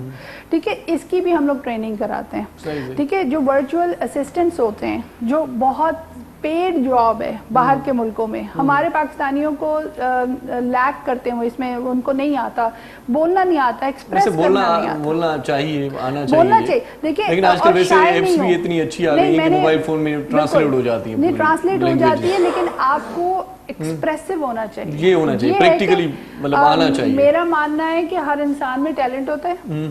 कुछ लोग एक्सट्रोवर्ट होते हैं जो और कुछ लोग इंट्रोवर्ट होते हैं. जो इंट्रोवर्ट होते हैं वो अपने आप को एक्सप्रेस नहीं करते. सही. और जो एक्सट्रोवर्ट होते हैं वो अपनी फीलिंग एक्सप्रेस कर देते हैं. जैसे अगर आप अपने बिजनेस के बारे में पिच ही नहीं कर सकेंगे तो आपको बिजनेस कहाँ से आएगा? अगर आप अपने अल्फाज 5 जुमले ऐसे बना लें जो आपने याद कर लिए हैं, आपको अंग्रेजी आती है या नहीं आती है, पर आपने अंग्रेजी में याद कर लिए हैं. कुरान भी तो पढ़ते हैं, किसी को आता ही नहीं है मतलब, बट आपने अजबर याद किया हुआ है. तो आप जो है अगर उसको याद कर लें और आप अपने आप को एक्सप्रेस कर दें, इसीलिए हमारे हमसाए मुल्क हमसे कई कदम आगे जा चुके हैं. और यहाँ से कैनेडियन, ऑस्ट्रेलियन और उन लोगों के साथ, गवर्नमेंट्स के साथ समझौते करके उनकी आवाम वहाँ जाती है और डॉलर्स उनकी तरफ जाती है. सही है. आयशा जी, जी बिल्कुल जी आयशा जी, मुझे ये बताएं क्योंकि प्रोग्राम के लम्हात भी थोड़े कम बचे, तो ये अगर कोई ऑनलाइन कोई मार्केटिंग करना चाह रहा हो या कारोबार करना चाहे तो सबसे पहले वो करे क्या? मतलब कोई पेज वगैरह बनाए, क्या करे ऑनलाइन? इसके लिए बड़ा बेसिक है, स्पेशली जो हमारे पास जिस तरह के मीडियम है, जैसे फेसबुक की बात कर लिए, व्हाट्सएप है, इंस्टाग्राम है, आजकल ये 3 चीजें बहुत ज्यादा इन है. हर कोई इन्हीं के थ्रू मार्केटिंग कर रहे हैं अपना. व्हाट्सएप पे तो वही आ जाते हैं जो आपकी सर्किल में हो, जो कॉन्टेक्ट्स आपको जानते हो या जिनके नंबर. इंस्टाग्राम पे ज्यादा लोग अकाउंट हो सकते हैं. 2-3 तरीके होते हैं. एक तो ये कि आपके अपने कॉन्टैक्ट्स हो गए, व्हाट्सएप की बात करें तो अपने जो कॉन्टैक्ट्स है वो हो गए आपके. फिर अगर तो आपके पास रिसोर्सेज है, एजेंसीज होती है जिनके पास डेटा होता है कस्टमर का. ये जो SMS मार्केटिंग है, व्हाट्सएप मार्केटिंग होती है, वो कैसे होती है? हम सबका डेटा, हम जहाँ भी जाते हैं बैंक्स के अंदर या कोई भी रजिस्ट्रेशन कराते किसी जिस तरह से हमारे यहाँ कभी कभार मोबाइल पे आ जाते हैं, किसी न किसी का मैसेज आता है, भाई पिज्जा मंगवाना है, ये भाई हमें नहीं मंगवाना यार. वो एक तरीका होता है, पता नहीं कहाँ से नंबर लाते हैं हमारे. सही है. वो एक तरीका है. लेकिन ये कि देखिए, जिसने अपना बिजनेस बेचना है ना, जब आपने यहाँ पे दुकान तो लगानी है, ठीक है, तो अब आप उसको बाहर किसी जगह पे लगाएंगे, वो भी पब्लिक एरिया, कमर्शियल जगह होगी. अगर आप अपने व्हाट्सएप के थ्रू करें तो जाहिर है आपने लोग तो रीच करना है उनको. फेसबुक पेज बनाएं, इंस्टाग्राम पे जाएं, तस्वीर अपना लोगो शो को डिजाइन कर लें. बहुत सारे ऑनलाइन सॉफ्टवेयर टूल्स आते हैं जिसको आप जो है ना, जहाँ से आप कोई भी लोगो खुद से डिजाइन कर सकते हैं. इंटरेस्ट कैसे डेवलप हो? मतलब पेज को लाइक करना बहुत बड़ा मुश्किल काम लगता है किसी को भी कि भाई मैं क्यों करूं इसका पेज लाइक, यार मेरा क्या है. हाँ, उसमें ये था ना कि एक हम लोग कहते हैं मार्केटिंग के अंदर कोई ऐसी चीज होनी चाहिए ना कि बंदा खुद ही मतलब उसकी तरफ मायल हो जाए, यार ये पेज मेरे काम का है. तस्वीरें देखते हैं ना, जो दिखता है वो बिकता है. तो कितनी अच्छी तस्वीर आपने लगाई हुई है. आपका नाम कैसा, जैसे उन्होंने अभी बात की थी कि नाम जरा कैची होना चाहिए. तो अगर अच्छा सा नाम है, कोई खूबसूरत सा लोगो है, फिर जो भी आपकी प्रोडक्ट है, पेज को मेंटेन रखना चाहिए. हाँ बिल्कुल, उस पर ध्यान देना चाहिए, कोई ना कोई चीज डालनी चाहिए. ऐसा ही है. अब हफ्ते में एक बार तब कोई चीज डाल दी भूल जाते हैं, फिर भूल जाते हैं लोग. नहीं तो रोज करना पड़ेगा. और अब तो बहुत टूल्स एंड टेक्निक्स हैं. इंस्टाग्राम पे वो बूमरैंग और हाइपर लैब्स, पता नहीं क्या क्या टूल्स एंड टेक्निक्स आ गए. हम वही मैंने कहा ना, अपनी तस्वीरें बनाने में बहुत माहिर हो गए. तो हम चाहिए. चलें जी, थैंक यू सो मच, आप प्रोग्राम में आई. आखिर में मैसेज देना चाहेंगी रम जी आप? बिल्कुल, मैं पाकिस्तानी अवाम से रिक्वेस्ट ही करूँगी कि आप लोग जो हैं इस तरफ, एजुकेशन की तरफ, डिजिटल की तरफ आइए, हमसे कांटेक्ट कीजिए. हम हर तावन करने को तैयार हैं. सही. किसी को अगर छोटे से छोटा कोर्स करना है तो हम 7 दिन के कोर्सेज भी कराते हैं. घबराना नहीं है. घबराना नहीं है. हमारे प्राइम मिनिस्टर ने कहा है घबराना नहीं है, no matter what. So the thing is like, कोशिश ये है कि 7 दिन के कोर्सेज से शुरू करके हम लोग 15 से 4 महीने का भी कोर्स है. बट द थिंग इज कि आपको क्विक कोर्स करना है, आपका स्पैन कितना है, आप वो भी हमसे कर सकते हैं. बिजनेस इंग्लिश स्पोकन से लेके एवरीथिंग, एंड IT के जो कोर्सेज हैं, जो अब इंशाल्लाह हम लोग next last week of November में हम लोग वर्कशॉप रखेंगे, आप सबको बुलाएंगे. थैंक यू जी. आयशा जी, आप कहेंगे कुछ आखिर में? मैं बस यही कहूँगी कि क्योंकि हमने वुमेन एंटरप्रेन्योरशिप के हवाले से पूरा ये गुफ्तगू की है इसके अंदर, चाहे आप अपनी लिए करें या चाहे आप दूसरी औरतों को सपोर्ट करें और उनको इंस्पायर करें, पॉइंट है कि करें.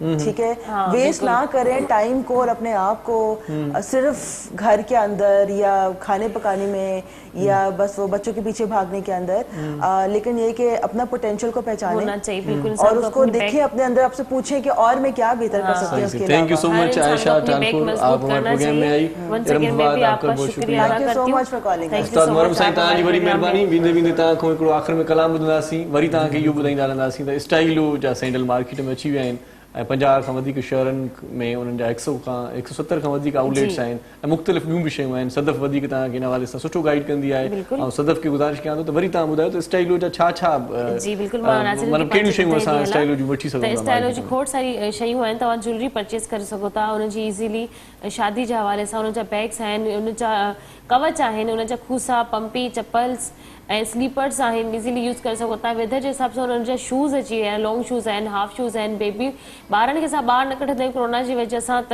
मक़सदु चवण जो इहो त तव्हां उनजी ऑनलाइन शॉपिंग करे सघो था। जेके बि आहिनि उनजी तव्हां स्टाइलो जे पेज ते वञी उनजी न्यू कलेक्शन वेदर जे हिसाब सां बि ऐं वेडिंग जे हिसाब सां बि काफ़ी सारा उन्हनि ते न्यू शूज़, परफ्यूम्स रखियल आहिनि। ज़ाहिरी ॻाल्हि सां जॾहिं सॼो तयारु थिए थो, ज्वेलरी पाए थो ऐं पंहिंजा शूज़ वग़ैरह पाए थो, त ज़ाहिरी ॻाल्हि आहे परफ्यूम बि असांखे इलाही अट्रैक्टिव कंदो आहे। स्मेल जी बि इलाही वैल्यू हूंदी आहे, उनजी लॉन्ग लास्टिंग उनजा परफ्यूम आहिनि। 4 वुमेन जा आहिनि ऐं 2 जेके मेन जा परफ्यूम आहिनि, उनजा जेकी हाणे न्यू कलेक्शन आई आहे, इज़ीली परचेस करे सघो था। ऑनलाइन पंहिंजी शॉपिंग कयो ऐं जेकॾहिं तव्हांजी कोई इर्द गिर्द वेझी शॉप आहे त ज़ाहिरी ॻाल्हि आहे 170 शॉप आहिनि 50 शहरनि में, त इज़ीली तव्हांखे किथे न किथे शॉप मिली वेंदी, इज़ीली तव्हां परचेसिंग ऐं शॉपिंग करे सघो था। तो हिते असीं अव्हां खां मोकिलायूं था, पंहिंजो तमामु घणो ख़्यालु रखिजो। सदफ़ भुट्टो ऐं इरशाद जागीराणी सुभाणे वरी तव्हांजी ख़िदमत में हयाती बख़ैर हाज़िर थींदासीं। जी लतीफ़ जी मिठी ॿोली सदाईं गॾु।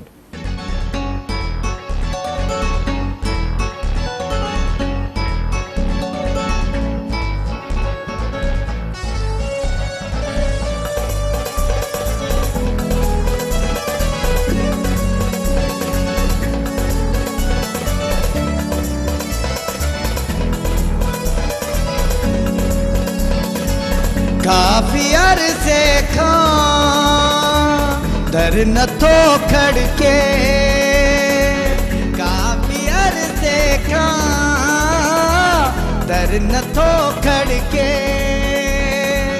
तू जॾहिं खां रुसी वई आहीं दर नथो खड़के, सजण सईं दर नथो खड़के, हाँ दर नथो खड़के, ओ सुहणी दर नथो खड़के। काफ़ी अरसे खां दर नथो खड़के,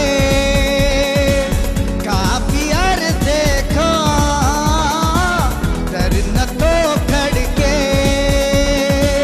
तू जॾहिं खां रुसी वई दर नथो खड़के, सजण सईं दर नथो खड़के, हाँ दर नथो खड़के, ओ सुहणी दर नथो खड़के, खड़के खड़के खड़के खड़के।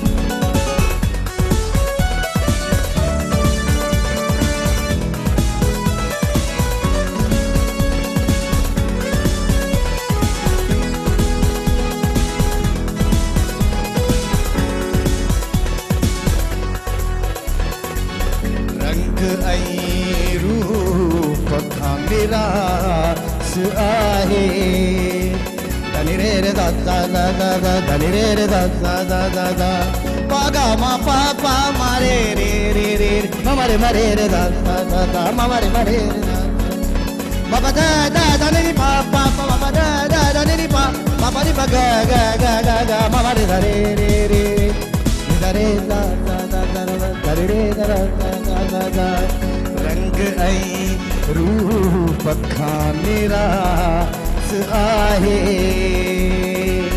मुंहिंजो जीवन जीवन सॼो उदास आहे, हाँ महज़ तुंहिंजे मोहबतुनि सां मिठी मिठी मिठी ज़िंदगीअ जी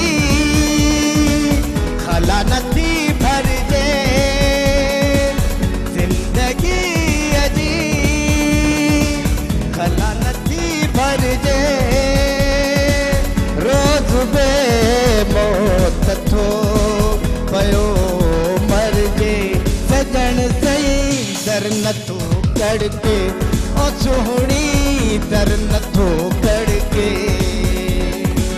काफी अरसे खां दर नथो कड़के काफी अरसे खां दर नथो कड़के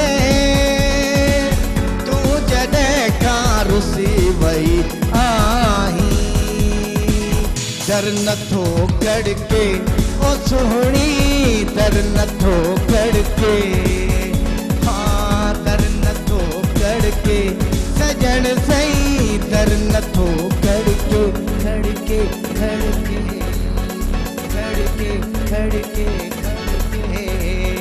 खड़के खड़के खड़के